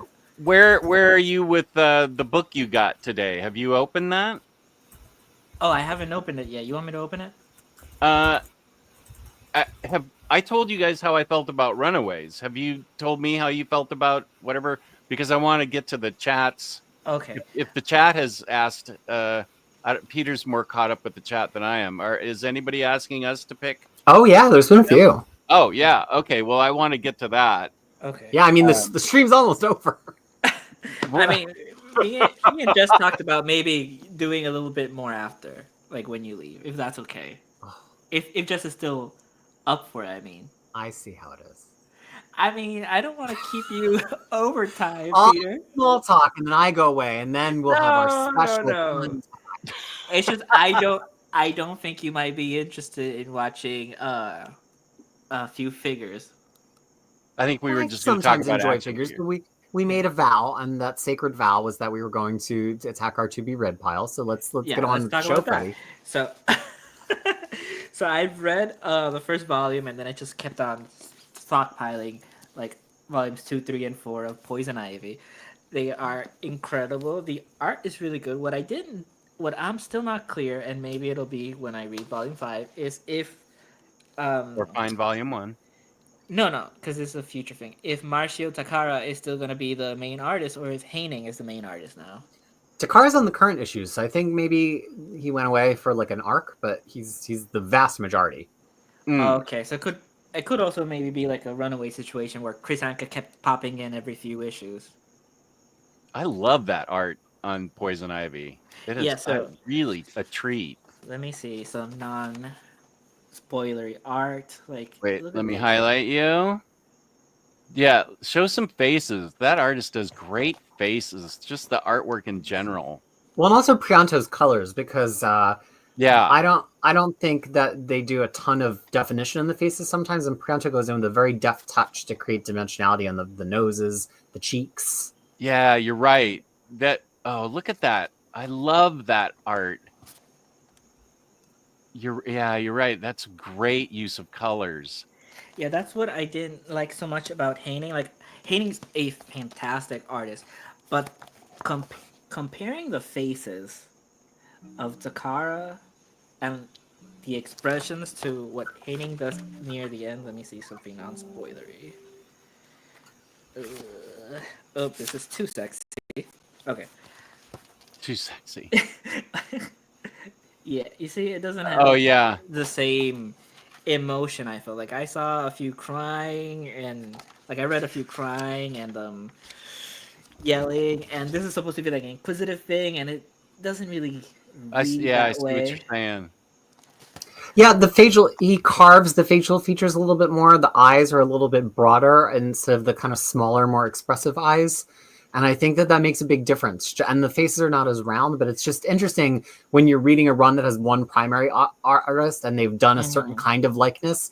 And then there's the fill-in artist and they don't. There was a problem like that on Kelly Thompson's Birds of Prey, where the fill-in artist was a very good artist in their own right, but they were not doing the likenesses that had been established. And that takes me out just as much as non-matching colors can take me out sometimes. Yeah. Yeah. And then most of the colors is by Iris Prianto, and it's just excellent. The colors. Also, great letters in that I was comic just book. gonna say, I really like the lettering. That panel is perfect for. Yeah. Yeah, because there's two things that happens. Let me find one of narration. So, okay, so her mind is all lowercase, and then the dialogue is mostly uppercase, except when they're like whispering and stuff. And also, when she monologues to herself, the trails of the bubble get like longer and wispier to kind of represent that she's kind of just talking under her breath to herself, which I love. Yeah, I love this placement when they put it. Like, on the character. Yeah, that's fantastic.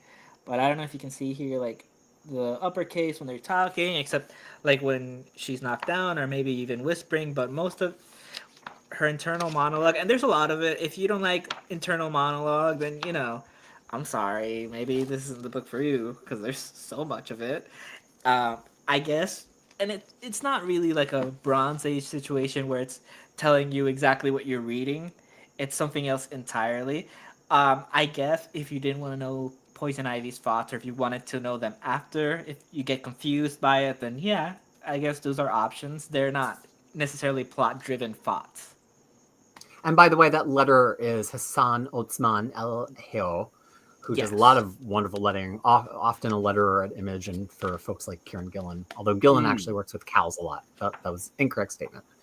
Let me highlight this comment, and you can talk about it because I have to excuse myself for a second and be right back. So this is from Marcelo to you. You did answer it in the chat, and then when I come back, we'll go pick books for viewers. I'm only going to be gone a minute, so. Okay. Go ahead and get me canceled. It's fine. So I think, I mean, I'm down to read Wonder Woman whenever, and I think Wonder Woman's great because she does tend to have some very distinct creator runs, both in the modern and in the past.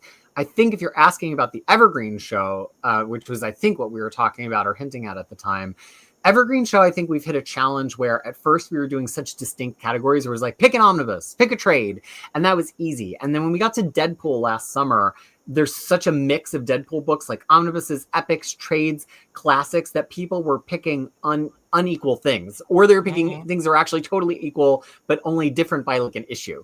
So we want to do Superman, obviously, this year.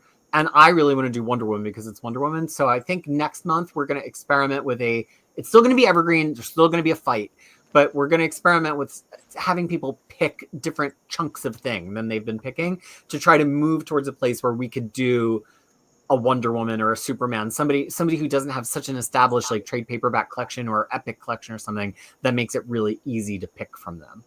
I think Fantastic Four is another one with, if we had just said pick Fantastic Four omnibuses, there's a lot, but it's, I don't know if that generates a really exciting evergreen list. And then if we said pick Fantastic Four trades, people are just going to pick like the biggest epic that has the most of a run they like, which kind of defeats the argument. So we're trying to find the right balance, I think.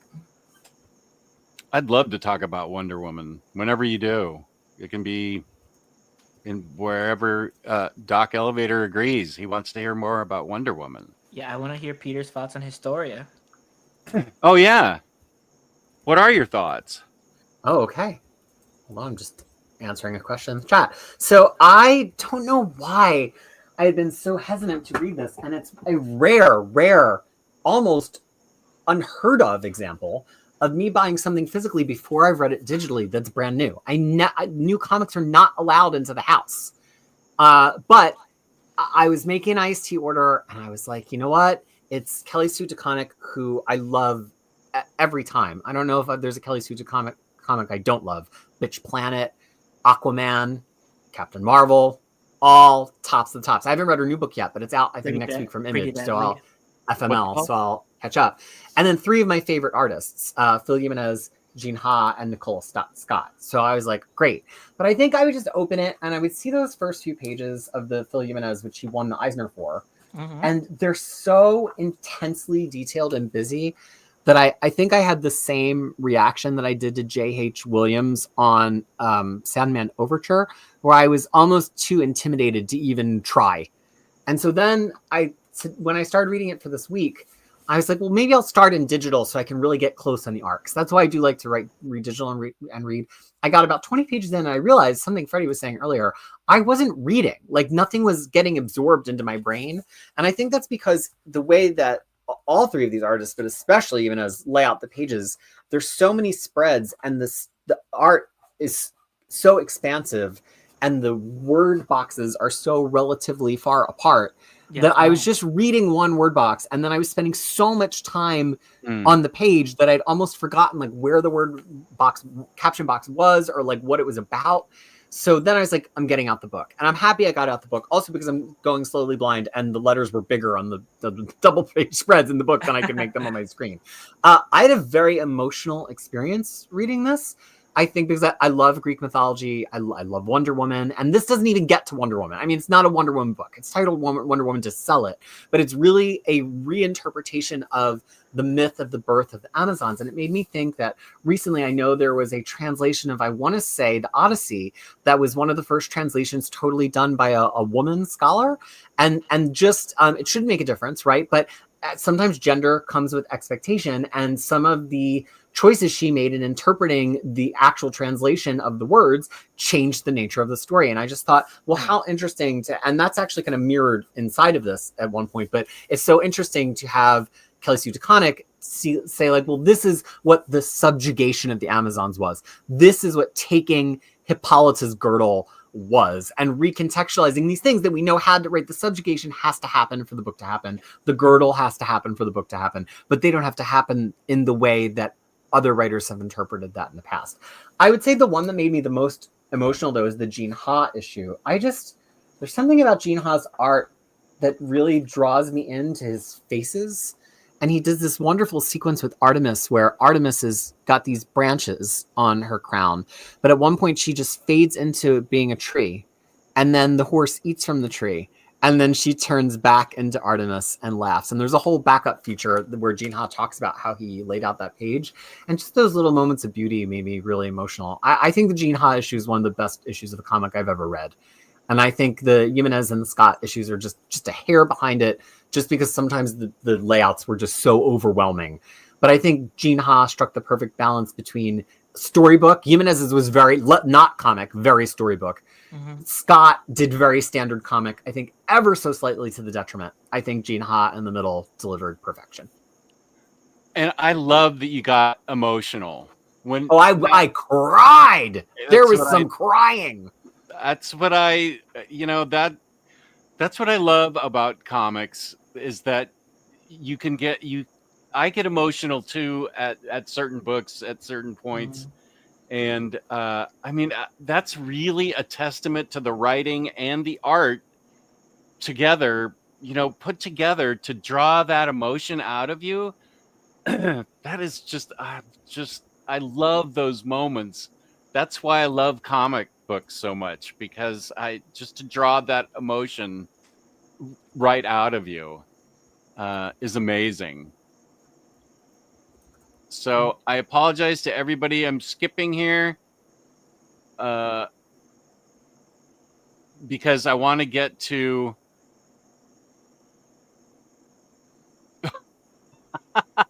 speaking of gently caressing might be the greatest jazz transition yet. I was so worried. Where is Cade still here? Here's the transition one. That's the transition. Okay, let's see. Peter, did you get to read all the extras in Historia? I did read all the extras, and I usually kind of like extras, meh, which is funny because on a DVD I love an extra, but in a book, I actually really like them because the stuff Kelly, I would buy a script book of it immediately, because I love the scripting, because it's Mm-hmm. she really didn't script. She even said it. This is a roadmap. You could get there in any way that you want to get there, but that made the script its own interesting artifact because it's not a literal script. It's not an Alan Moore script that describes every little inch of detail in the panel, and so the script was kind of its own beast, which then was very much translated by the artist, and I thought that was really interesting. Yeah, and I loved everything when they were talking about the artist, talking about the whole process when Kelly is trying to talk about how she wants to keep doing more of these books, and much like Harleen, it's not gonna happen. It might one day, but I really think DeConnick found that writing for stage and screen works better as a rhythm for her than comics publishing, which is a pity because she's one of the best voices in comics. She even alludes to that in her afterword. So, as long as I wish I could see all the stuff that she does, but some of it's outside of my arena. Here's our friend from the Great White North, True Graphic. Good to see you. Gummy bears. Ultimate Wolverine is going to be good. Okay, wait. Gummy bears. I have much more sympathy for you going through the comments now that I've done it all by myself. At least on this stream, you have me and Freddie to harangue you when you're not caught up. By myself, it was an adventure. Let me tell you. Yeah, it's easy to see how you get behind, huh? Yeah, I have a whole new empathy for your role as our fearless leader, Jess. Thank you. Gummy Bear is available on Amazon. Is that the Shack Gummy Bears? Or the song? Or the show? The Shacklicious? Oh, maybe it's Gummy Bear the show. Okay. Yeah, but if I order the gummy bears from Amazon, when they get to New Zealand Customs, they might burn them. One time we ordered something that had some kind of desiccated flower element to it. I don't know if it was like a tea or a potpourri or something. And we got this little piece of registered mail that was like, your item containing flowers, like all caps, was incinerated by the New Zealand Customs. Thank you so much. Wow. Well, there's really serious biosecurity in New Zealand, which is a good thing. Yeah, it is a good thing. Yeah. Okay.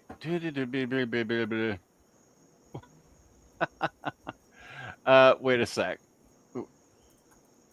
I think I just had a heart attack just reading Peter's note about the 6-pound hamburger and the 4-liter ice cream. Wait, how are you having a separate conversation?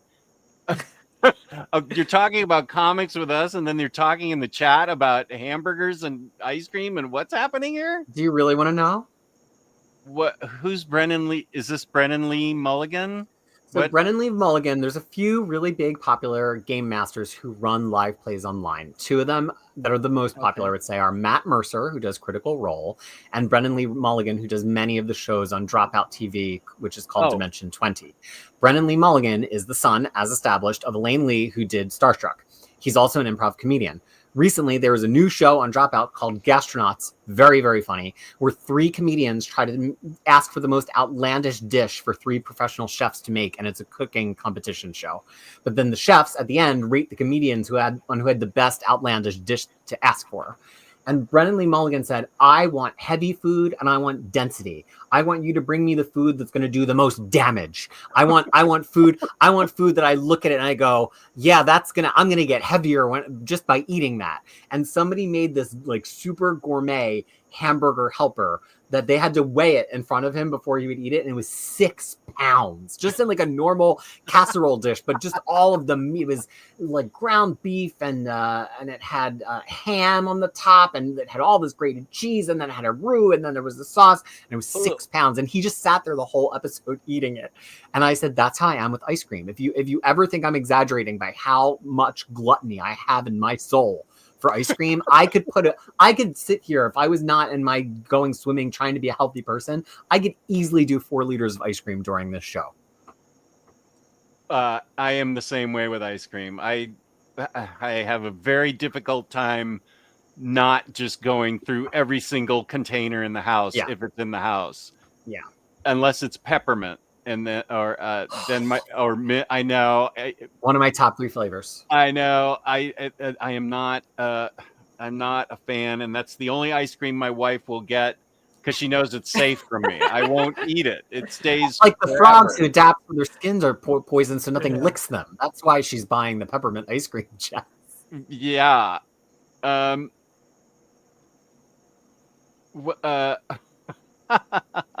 Yeah, I know, Larry. It's crazy. My database was comic book database, and when comic book database went down, I lost my database, and it would take years to put it back together. So I just live in chaos now. We missed you yesterday, Omnidog. I hope you did the ironing well. What did they? Why did on Omni Bros? Why did they say I was missing the ironing? It was because I wanted to watch a football game. Hey, where are people here? I swear I saw some. I know some. Sure, there's Hondo. You must have watched your team expose Minnesota's QB. I certainly did. Brent, Derek Tyler, welcome. Hey, where Brett. are my Eagles? Are my Eagles still in it? Oh yeah, that's who my team plays next week in Philly. We're gonna crush you. I know. Fly, Eagles, fly. Okay.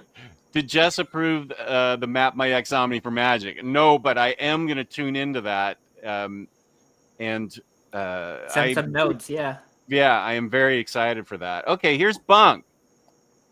Here are his three. Monica by Dan Klaus.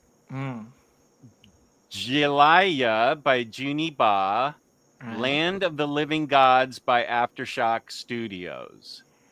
I've not read any of them, but I've definitely heard of Monica and Land of the Living Gods. I'd say Monica. I also say Monica. I'm checking to see if I read Land of the Living Gods because I was hardcore Aftershock, but I haven't.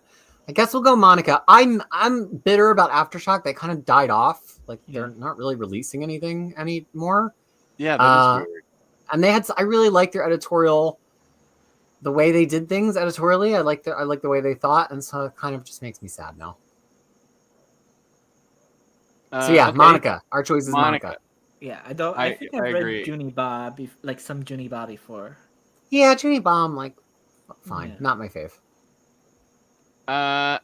Matt, 3 epics on the horizon: Daredevil, Modern Daredevil, Underboss, Ghost Rider, Danny Ketch, Vengeance Reborn, Incredible Hulk, The Curing of Dr. Banner. Which one is that, Curing? Is that where he gets cured. Yeah, but is that Peter David or is that before? I don't know.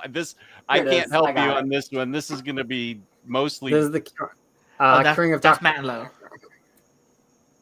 Oh, wait. Let me highlight you. Okay, there we go. Incredible Hulk 201 to 226.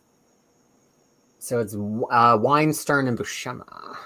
Oh, okay. I love that Daredevil modern run, but the art in Ghost Rider, if you like 90s comics, that's the first, like with all the Mark Tex art in it, that's my pick. It's just so fun to look at. If you like that kind of thing. I don't know. Any opinions from the two of you?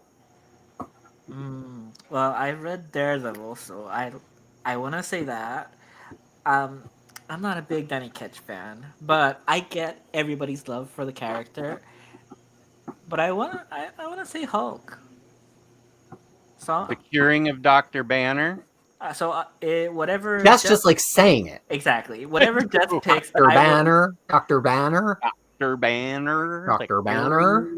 Do you have a hard? All right, Dr. Banner it is. Dr. Banner, Matt. Cool. Good job. Thank you for playing today's game. And here's Omnidog's Vault interview with Crushing Krisis, January 9th, 2018. James knows all. He does. Javier here. My 3 picks. He'd like advice on Tom Taylor's Nightwing Volume 1, the recent Ultimate Spider-Man, and the recent Dazzler 4-issue run. Well, I know which one I'm voting against. Oh, that's harsh. Freddie, what do you think? Oh, gosh. Well, if you already own Nightwing, I want to say Nightwing. Because there's more Nightwing to appreciate. Like, if you catch up on Ultimate Spider-Man, you're just going to be caught up. There's only 12 issues. There's like 30 issues of Nightwing. Yeah. like it's. I think it'll. I don't think the last collected edition's out, but it's done. No, I just updated the guide. It's a couple months, but it's over. We're Exactly. 4 issues into the new run. Exactly. So I'd say Nightwing. Yeah, Nightwing. I also say Nightwing. It's awesome. Bruce Redondo. Yeah. Adriano Lucas. Everything's great about that book, especially Bitewing. I love Bitewing. Also, it pays off so well at the end. Like, no spoilers, but Tom Taylor was playing a long game, and it doesn't always feel like it. And then you get to the end, and you realize he was playing the long game.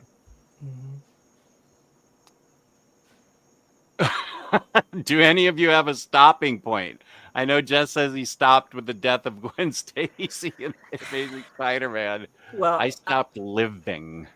I've stopped a couple. Gwen stopped living. I've stopped a couple of series, or I've taken breaks or like weeks where I'm just like, I don't have to read for a while. But no, I don't think so. I think for me, sometimes the break needs to just be a hiatus so I can reset my mindset. Like, I stopped reading Marvel for several years after Hickman's Secret Wars. I was just like, I'm done. I don't need it anymore. Then I needed Marvel again in my life, and I found a new way to enjoy it. But yeah, I think for me, it's more less a permanent stopping point and more like we're going to take a long breather from that thing and let some new stuff accumulate rather than trying to stay in it month after month. And I think maybe I should have done that with X-Men After Krakoa, given the depth of my hatred for a lot of these new X-Men books.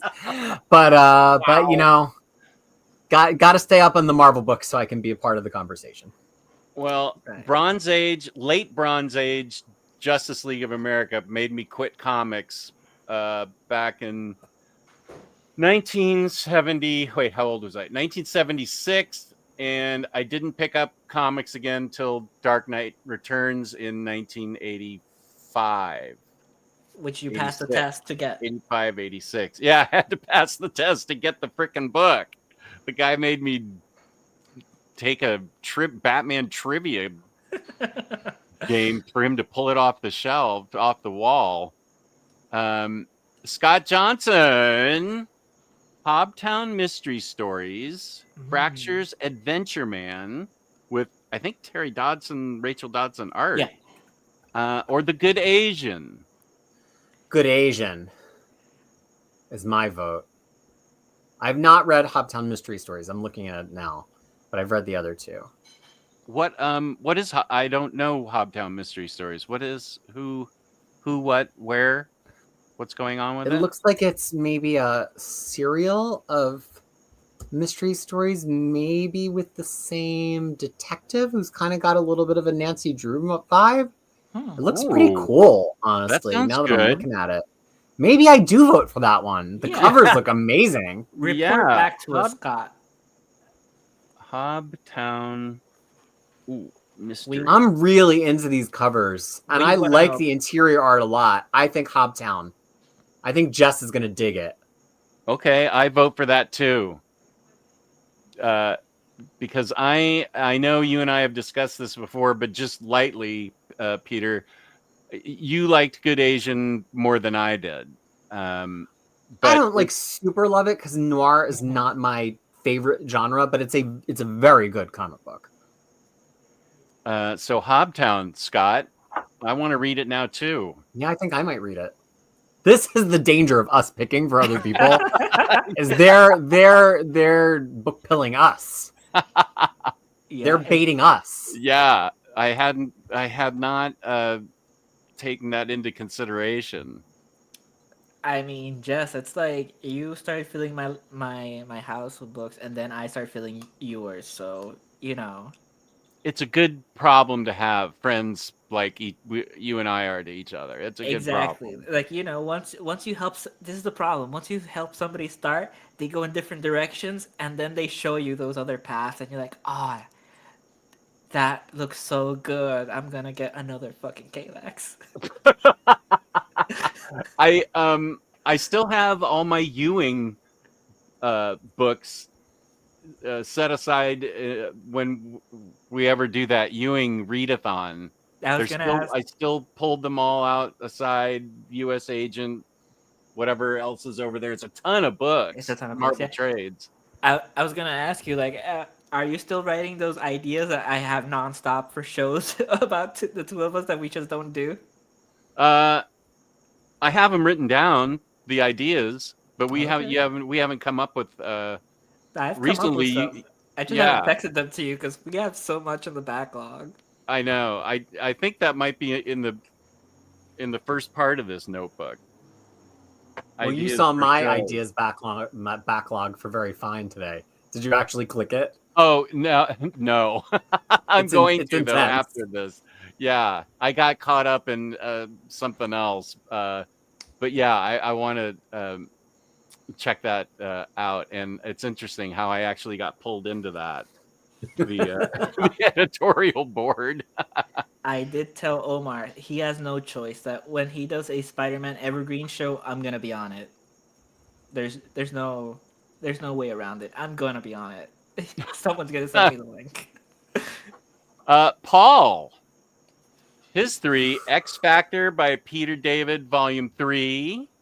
Bill Mantlo, Sal Buscema, Incredible Hulk, Marvel Masterworks, or Absolute Justice League, World's Greatest Superheroes by Dini and Ross. Is that the one that you picked on the DC Absolute show, Jess? No, I picked Justice. Oh, Justice. I That's still haven't the- read that, but that's in my to-read pile digitally. Yeah, the World's Greatest Superheroes is the individual stories of like Batman and Superman, Wonder Woman, Shazam, all illustrated by Alex Ross and all written by Paul Dini. Well, somebody else go first. Well, I had a good experience with X Factor with Max and Freddie about a year ago. Mm-hmm. I read didn't we read like Basically all all of 3 them, yeah. volumes? All 3 volumes and your custom one. Yeah, my custom one. That was like over a weekend. I felt like I burned through X Factor. I We all really enjoyed that. Yeah. So Yeah. as much as I love, I can't speak to Incredible Hulk by Bill Mantlo, and I love the World's Greatest Superheroes by Dini and Ross. But man, did I have fun reading that Peter David X Factor. So that would be my choice for Paul. Same. I think too, and maybe this is a bad way to approach it.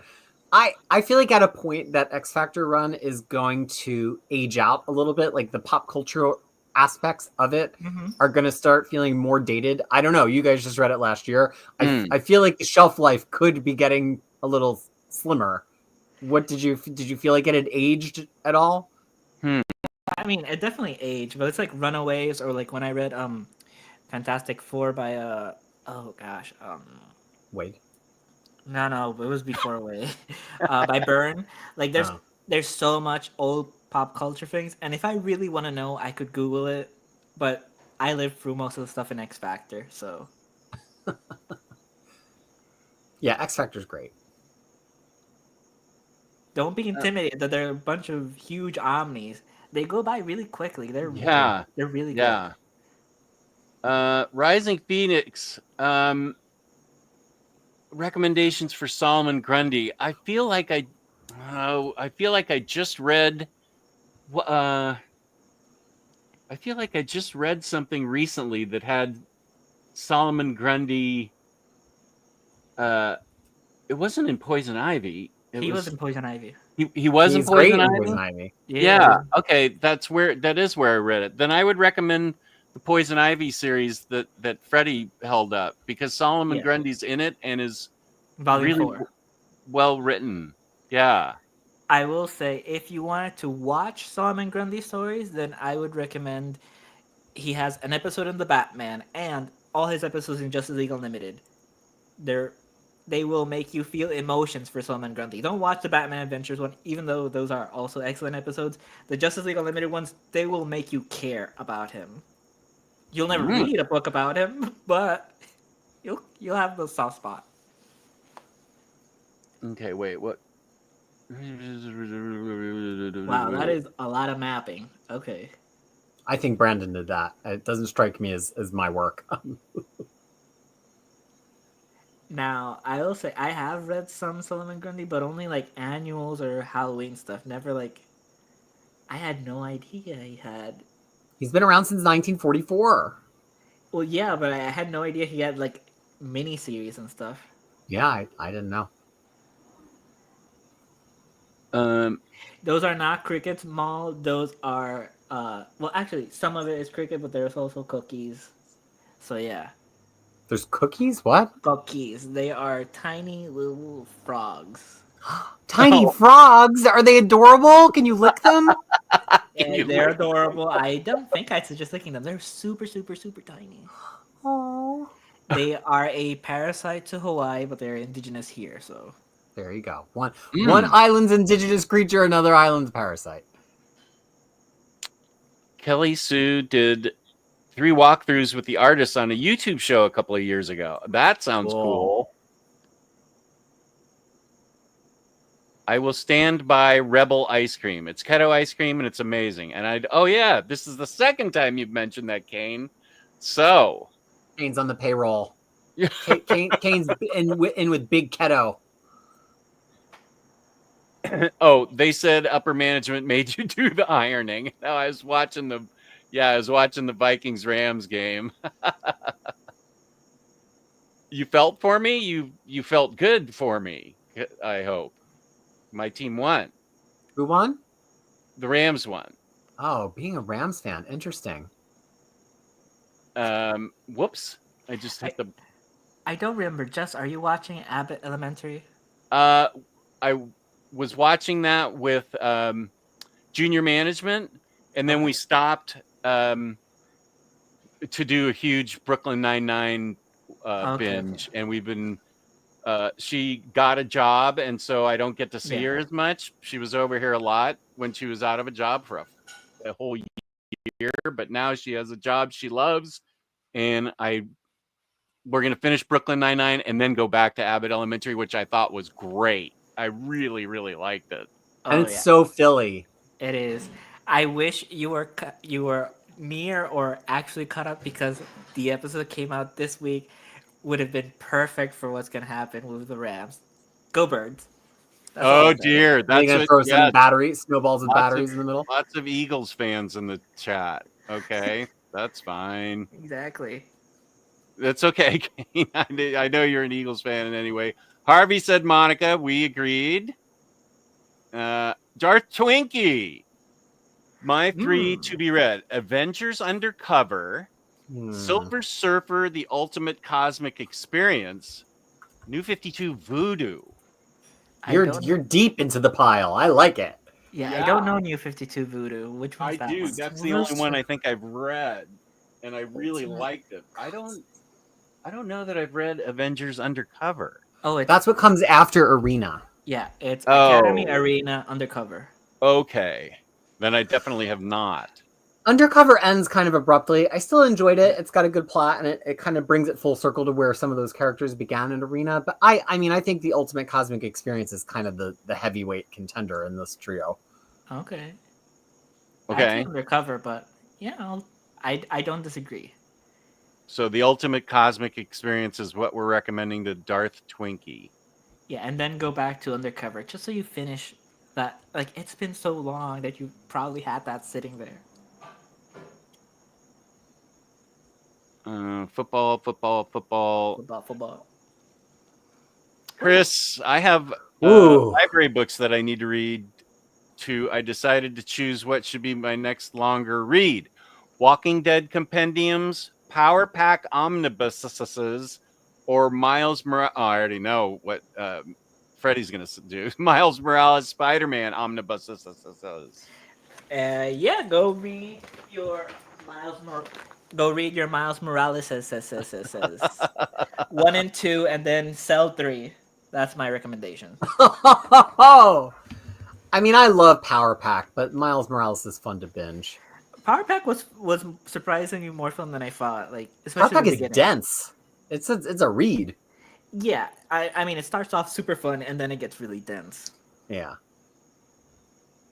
I definitely get to Power Pack. We endorse Power Pack, but I think start with Miles.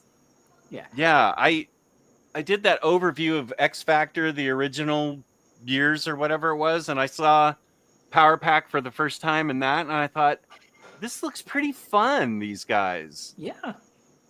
So, yeah, Maybe I'll wait for that to be released in modern Marvel Epic and get it. I think hope they do epics of Power Pack. Yeah, although I don't think those Omnis are ever actually gonna go pricey out of print. Everything does eventually. One day, everything Well, becomes pricey in the end. Well, that's very true. There's a few things that like Oz that I kept seeing like go $25 the Omni, and now it's super expensive. I'm voting for Dazzler, so everything you read afterwards is so much more enjoyable. Is it bad, Max? Yes. It was really bad. I love Max's weekly rundowns that he gives me of what he's read. They're so great. Well, I gave him a special extra column in his spreadsheet so he could put the Jess version of the rundowns, so that it's all peace and love. Is it Nestor Redondo? I would have expected that from Omar saying it is. Redondo. It is Bruce Redondo. I don't know. Nestor. No, it's not. He's credited as Bruce. Bruce. I think it is Bruce. Like I definitely followed him. I feel like you guys are messing with me. I followed him on Twitter. Bruno Redondo. Bruno Redondo. Nestor Redondo was like in the 70s. Bruce Wayne, Bruce Redondo, Bruno Redondo. It's all running one letter. Close enough. Close enough that I still couldn't tell what I had done wrong reading you writing it in the comments.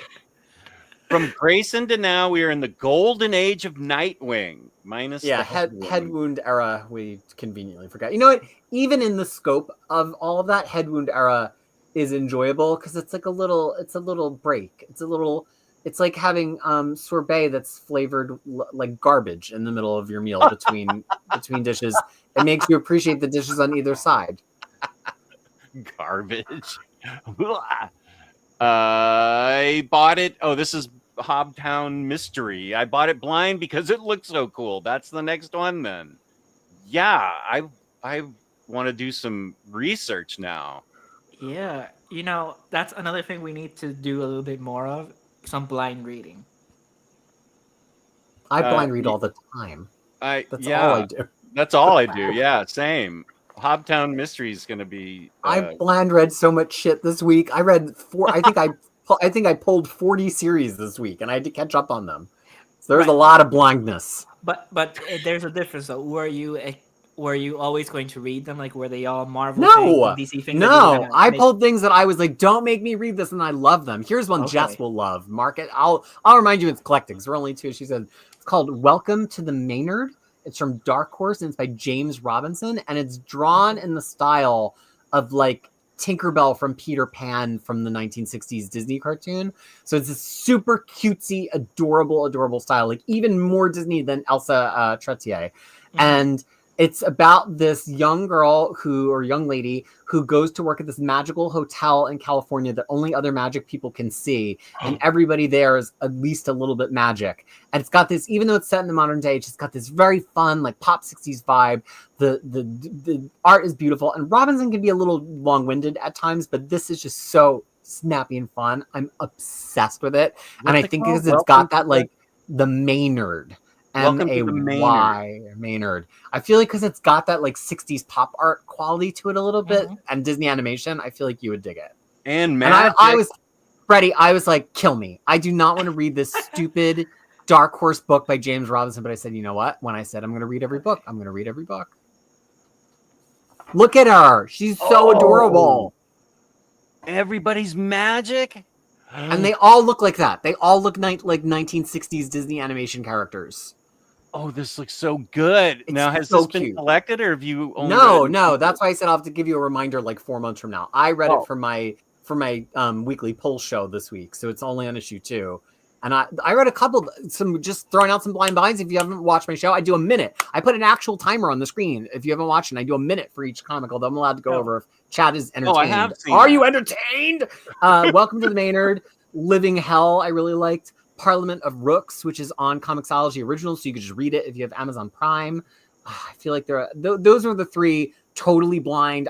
Do I really have to read these books that I read them and then I like them? Living Hell is a work of genius. Again, 2 issues in, could wind up sucking. But first 2 issues, perfection. Nice. Okay. Mara, Faye. Oh, You dog. Hi, baby. I have Birds of Prey by Gail Simone, Batman by Tom King, and Harley Quinn by Phillips. I unapologetically love Batman by Tom King, and Harley Quinn by Phillips is some of the best Harley Quinn in recent memory. But I also feel like Birds of Prey by Gail Simone is the best choice. As much as I love the other two, Gail Simone, Birds of Prey. Can I interest you in Secret Six by Gail Simone? Let's do it. Secret Six. You're wrong. Yeah. Instead of those three, how about Secret Six by Gail Simone, which was amazing? And I need to do my books of the year for 2024 before it becomes 2026. Same. I have to. And yeah, and Secret Six is right up there. I love that book. So Mara, read Secret Six.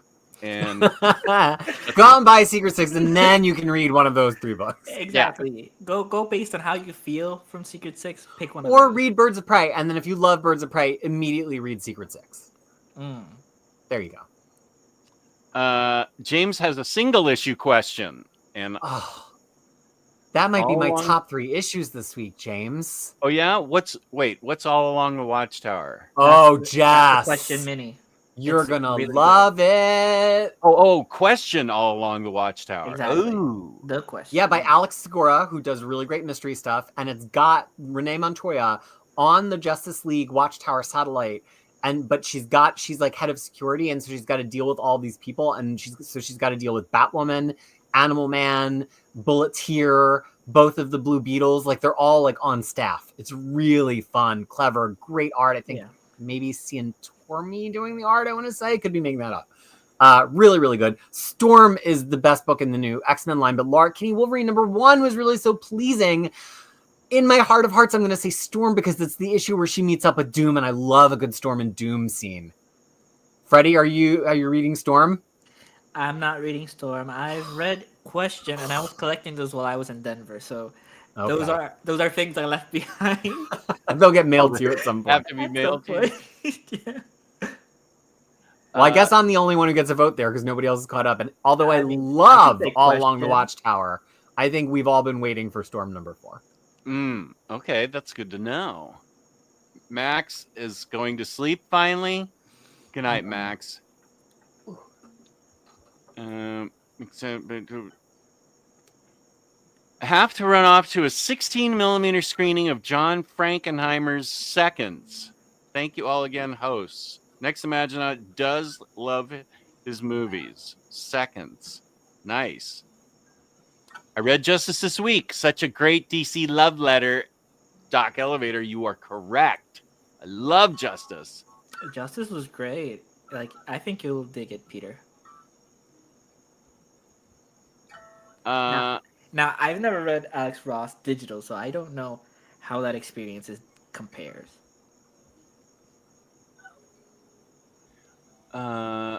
Okay. This is just what Partworks is reading. Giffen and Lemire's Inferior 5 reboot from the To Be Read stacks today. Weird one with the cancellation and a hasty wrap up. Oh, that's too bad. At what should have been the halfway point doesn't really go anywhere. That's really too bad.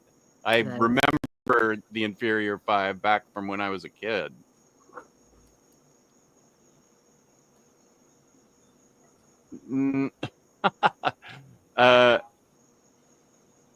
Okay.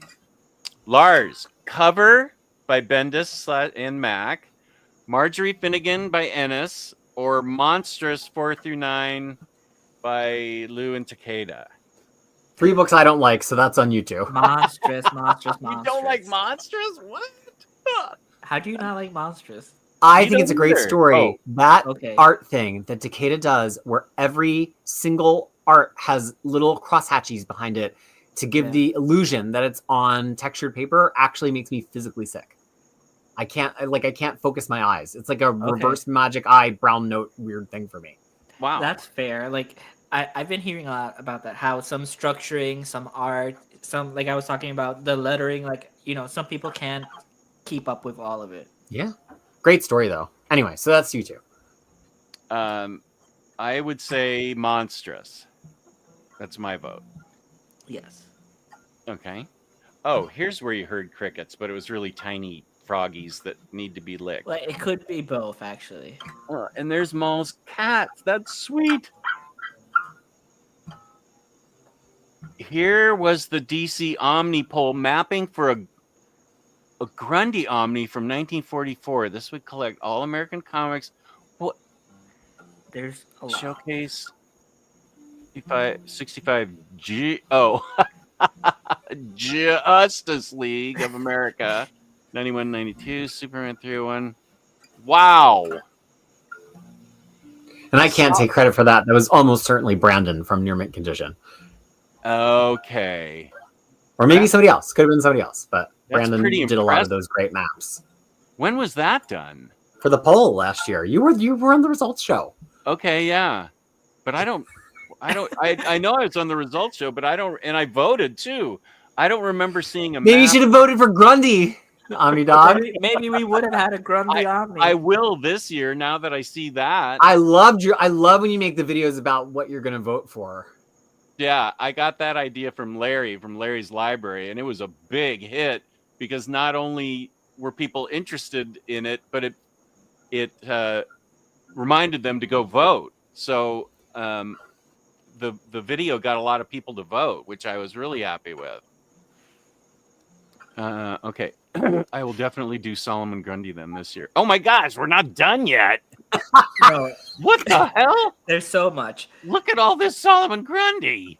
I don't blame you for forgetting that was even there because that list was enormous. There were so many. It was just never stopped. The goal is the list should be every comic they ever published that's not an omnibus. And we missed a couple, and I will fix that this year along with our crack team of researchers at very fine condition. Now I'm getting excited for it. I hear there's going to be a new poll starting in a couple of weeks. Exclusive information. A poll we haven't polled before. I need to go to the editorial board chat. You do. I need to get back to Starman. Have a bookmark in the first compendium just after the Shade Mini. Oh, no, this is a good... I think Just should skip to Justice League Unlimited, then circle back to Superman and Batman Beyond. Unlimited is so great.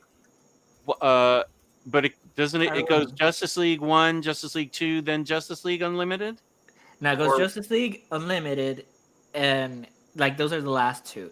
I'll say keep going in however order you were going. Like if you were going Superman next, go Superman next. Don't skip to Unlimited. I didn't have a choice. I was thinking of Batman Beyond, but I'm happy doing whatever. Oh, Batman Beyond is I think it actually goes afterwards Superman, then Batman Beyond. But however you want. If you want Batman Beyond next, do it. Like it's like there's no wrong way except skipping to Unlimited because for you just that might be an issue. Is Justice League 2 seasons and then Justice League Unlimited? Yeah. Okay. And Justice League, you can scroll through your phone while you're watching most of it. What? Because the first season isn't particularly strong. I'm not gonna scroll through my phone. What? I'm just giving you an option.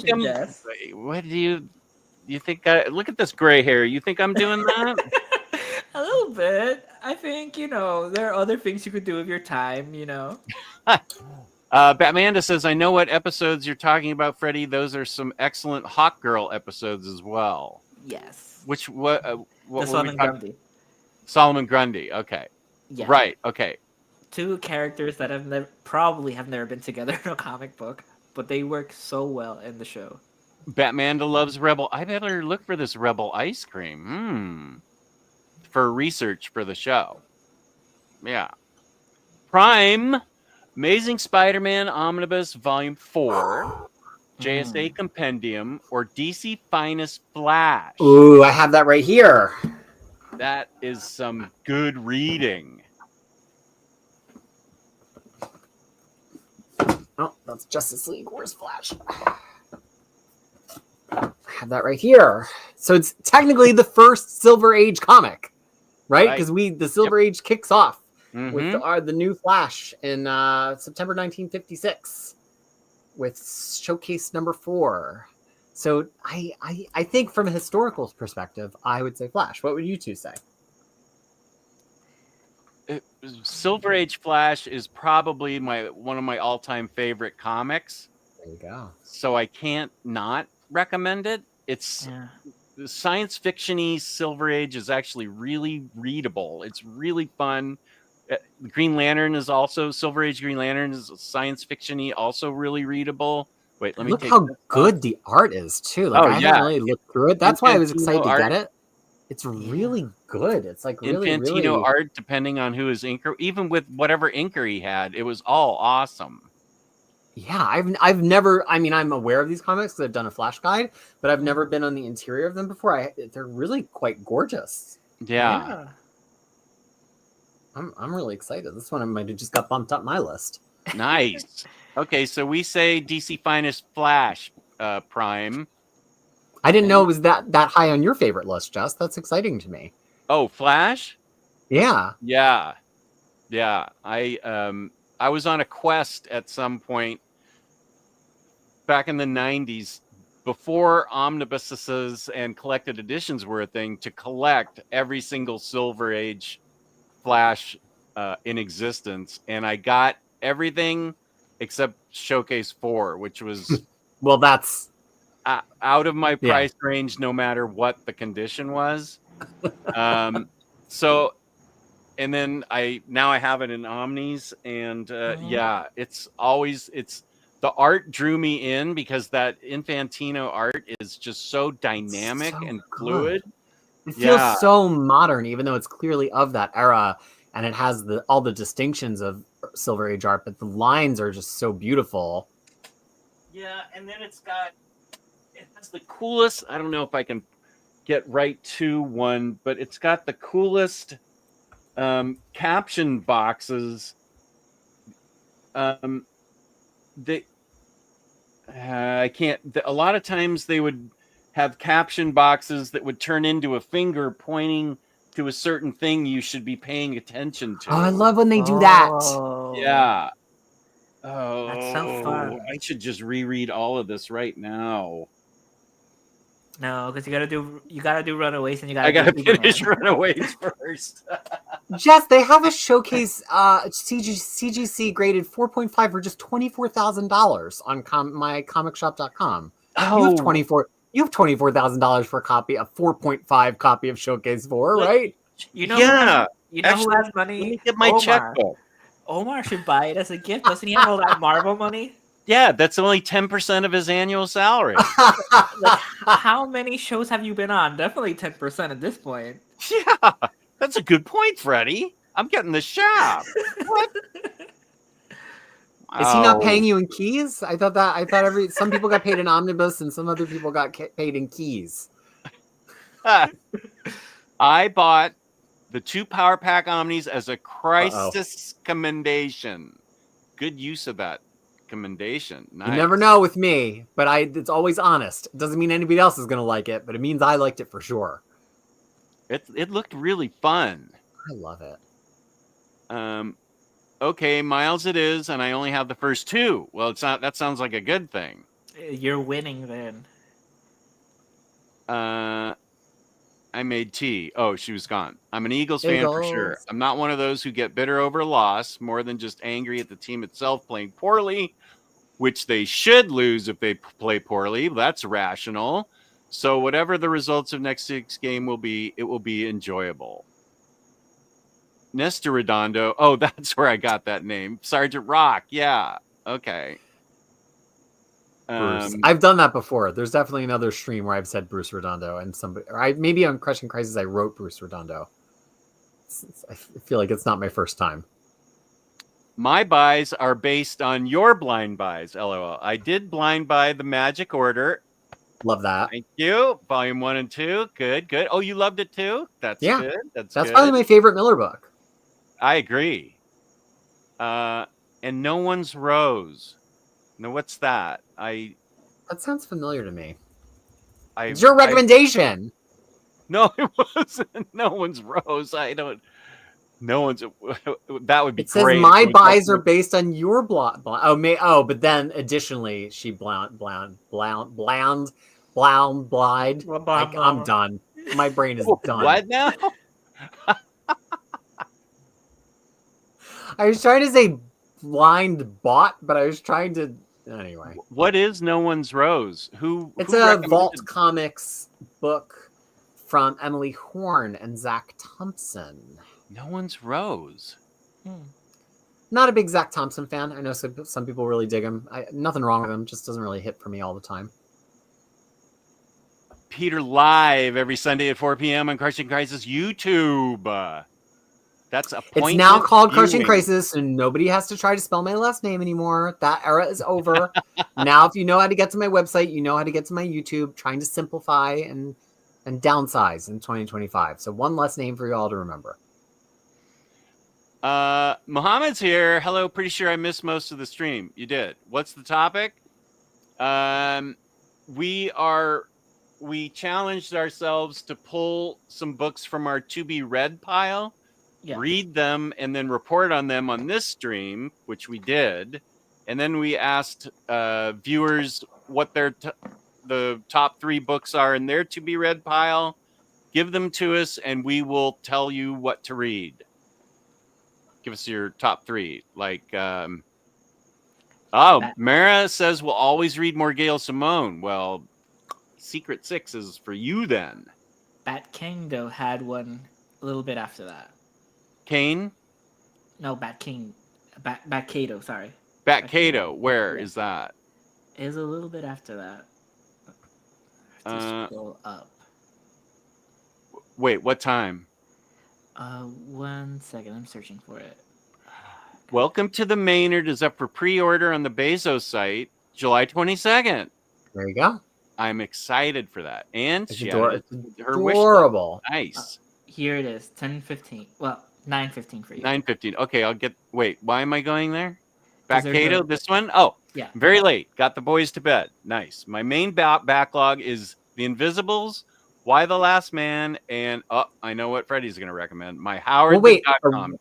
Original Howard the Duck or Zdarsky Howard the Duck? Doesn't matter. All Howard's beautiful. I agree. Howard is an easy pick for me on that list.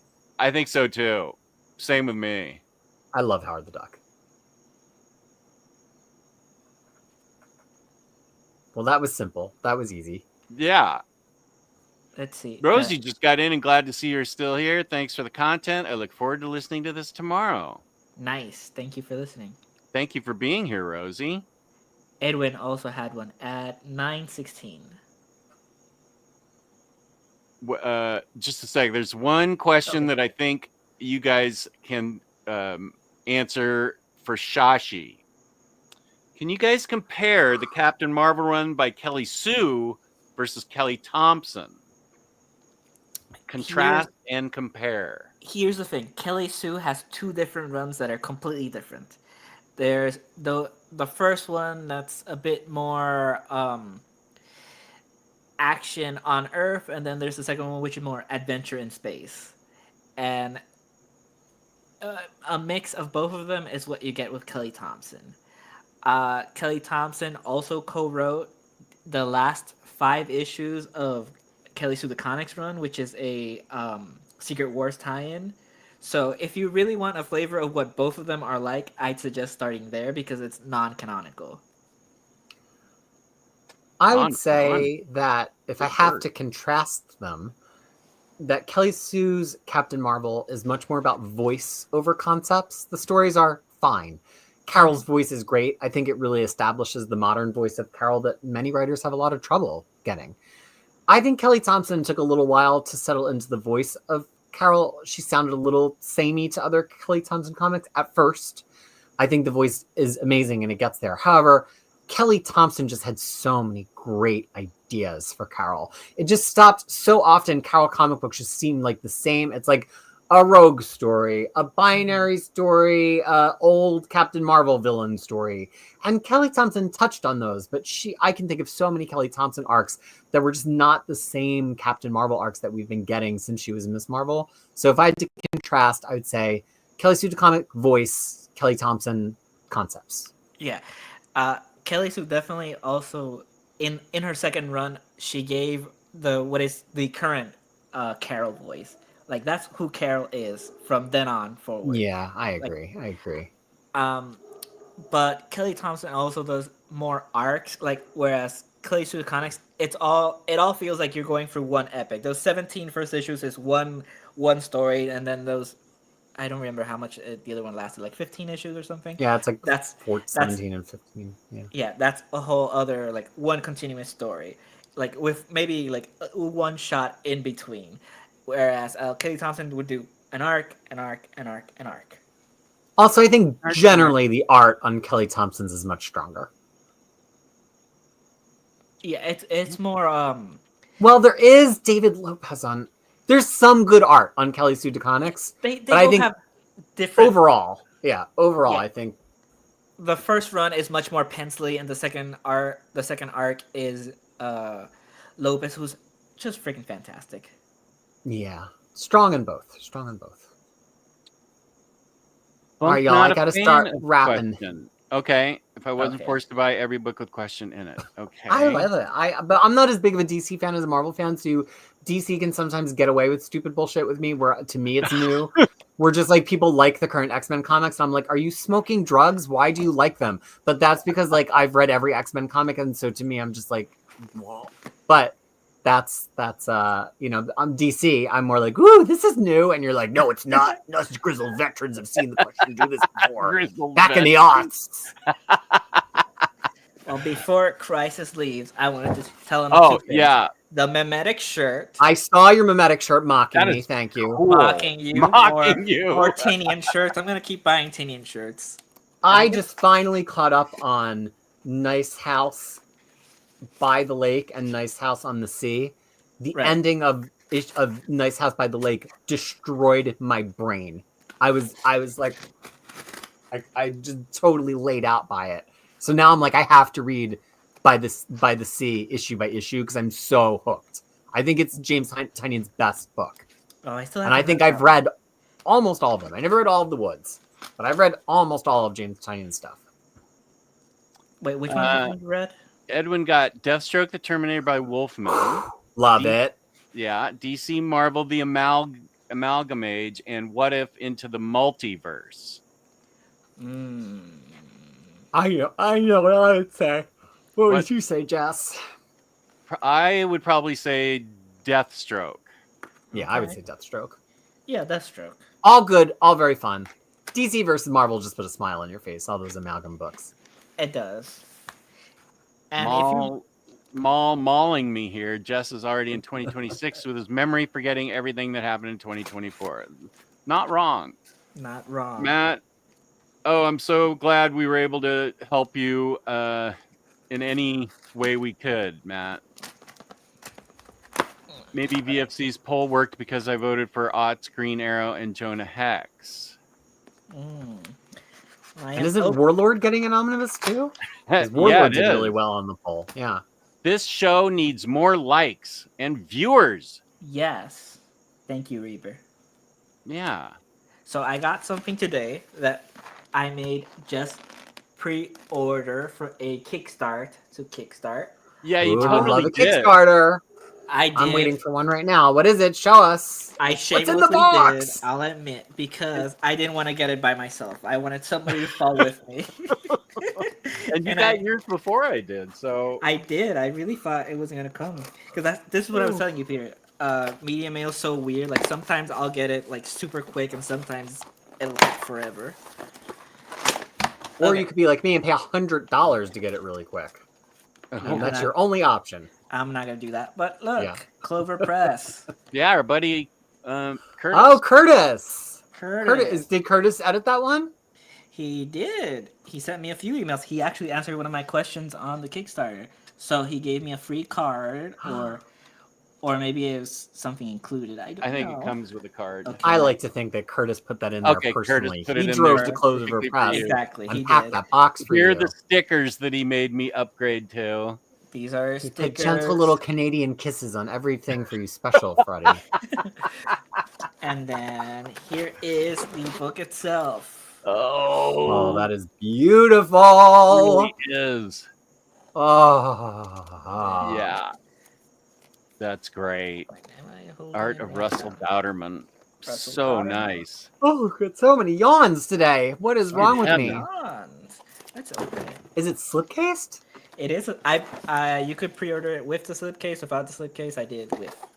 Be careful with the scissors. This is giving me anxiety. I'm sorry, fine. It's just that it's hard. I know, but you were like stabbing directly at the book. I wasn't gonna stab directly at the book. I was going for the little gap in between. Okay. And then do you have your graphic from the omnibus group of how to open a book for the first time? That's always very important. I've opened books, Peter. I've actually damaged only one book opening it, and I feel ridiculous. It was a standard size hardcover, and I was trying to like get the cellophane out perfectly, and while doing that, I crushed some of the pages inside. Oh, It was so dumb. I don't even know. Like, I'm not even sure how I did that. so this is the slipcase one? Yeah, this is the slipcase one. Uh-huh. Whoa, that's so Gene. cool. Wait. Let me highlight you. Okay. Oh, I love those covers where he has all the iterations of the character. Those are And then- so cool. The back. And then that's not all, because, this is Careful. Oh my god. this is the back, and then finally the actual front of the hardcover. Looks like there's like a nice spot varnish, maybe? Yeah, I can't. No, it's No. no. Thought I Does saw a have spot the- varnish on it, but does have nice the red page edges. block, metallic red pages. Yeah. Ooh. I think this was like a goal actually. I don't think I definitely didn't pay for this. And then it does have one of our favorite things. $100 bill is a bookmark? No, a ribbon. Oh, Although ribbon. Okay. $100 would have been better. Right? I think we can agree on that. Oh, this is I good. loved his Great. Gene so much. Probably my top 5 Gene artists of all time. Whoop. Didn't know you were going to. Oh, yeah. Love his Jane Foster, Valkyrie look. Yeah, Jane Foster's great. His Gene is so good. Him and Noto and Wernick all really just totally redefined what Gene could look like. I don't want to show this, so Jess has some surprises. Thank you. But look at this one though. Oh, that's cool. The show process. Some Yeah. process, yeah. Yeah. So some of my favorite things in an art book is probably what people don't like, which is when the artist goes and explains like everything. That's my favorite part. I'm like, why would I want to read an art book and not have the artist talk about their process? Yeah, talk about everything, like what the character means to them, how they got on it, like how they grew. Like that's why I really like the Alex Ross art books. Like they just go through all like so much history, and then they even add history of the character, which you think is like something you're not really interested in an art book, but it helps you like see their perspective. Like Alex Ross, for example, how he sees all the DC characters in like Silver Age. Oh, look at that black cat. That's so Oh. cool. Never mind. I saw it. It's fine. I'll get it. Yeah. You'll get to it. Yes. So there you go. And I feel like that's awesome. I feel like we should probably be wrapping up. So this Marcelo, does the Secret Six Omni have a good stopping point? Yes. It stops in the middle of the original series, and then it's at an organic point, and then volume 2 will pick up and include the last two. It doesn't. New 52 is a. Are you showing stickers now? I'm showing more stickers. Yeah, you can keep talking. So it stops in the middle of the original run, and then it will pick up the second half of the original run and then the New 52. So you can go ahead and get the first Secret Six Omni and you'll be fine. Yes. Also, someone earlier was saying that Secret Six was out of stock in IST, but you know where it is in stock? Oh, where would that be? Oh, it's Organic Price Books. Code Omnidog for $2 off. Buy 4 copies of Secret Six, get 5% off. No, buy 5% off. Should be 4 more books together. Code Omnidog sit, and 5%'s a lot. If you buy 4%, 4 books, 5% is big savings. I use it myself. Yeah, baby. Batman is right. Hit that like button. Thank you. Thank you, Batman. Probably the only artist that really drew a really nice Jane Foster Thor. Well, also, I love the artist who does the call with Kelly Thompson, who drew some of the Jane Foster Thor, Mattia Di Iulis. Ironically, I'm the worst at saying the Italians' names. But he does that like super hyper realistic art. He also did Jessica Jones with Kelly Thompson. I loved his Jane Foster. I need to read The Cull. I haven't read it yet. It's really fast, but really enjoyable read. Yeah, I haven't read Black Cloak yet, and I'm on Kelly Thompson's Substack, so I get the issues ahead of time sometimes. Okay, yeah, you can go ahead and read it, Marcelo. You'll be fine. I'm glad you have it. Okay, well, thank you for everybody that tuned in tonight. Thank you very much to the chat. Very engaged chat. We hope we helped you with your to be read pile. And I'm going to start reading Runaways right after this, because I really want to keep reading it. It's so good. It was a good choice by my friends here, Freddie and Krisis. And yeah, I know, but it's not that kind of show, Harvey. Sorry. Harvey did submit some top 3s, but it was hard to know if they were top 3s he was really asking for, or and he submitted 3 different top 3s. So we're like, was it like a playoff where we're supposed to pick the best of each 3 and then pit the 3 against each other? And then I didn't even know most of the books. I know. Yeah. That's the thing. He's got very, very individualistic taste. I would say the Legs McNeil esoteric. Yeah, there we go. Legs McNeil. I would say I know that name. That'd be a good one to get.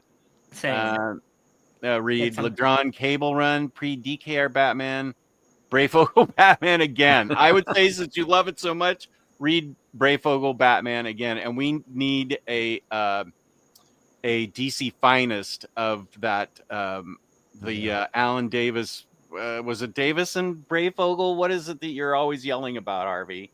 We need that because we haven't got it in an omnibus format. But you were in my stream saying we should do a Map My Bronze Age Batman.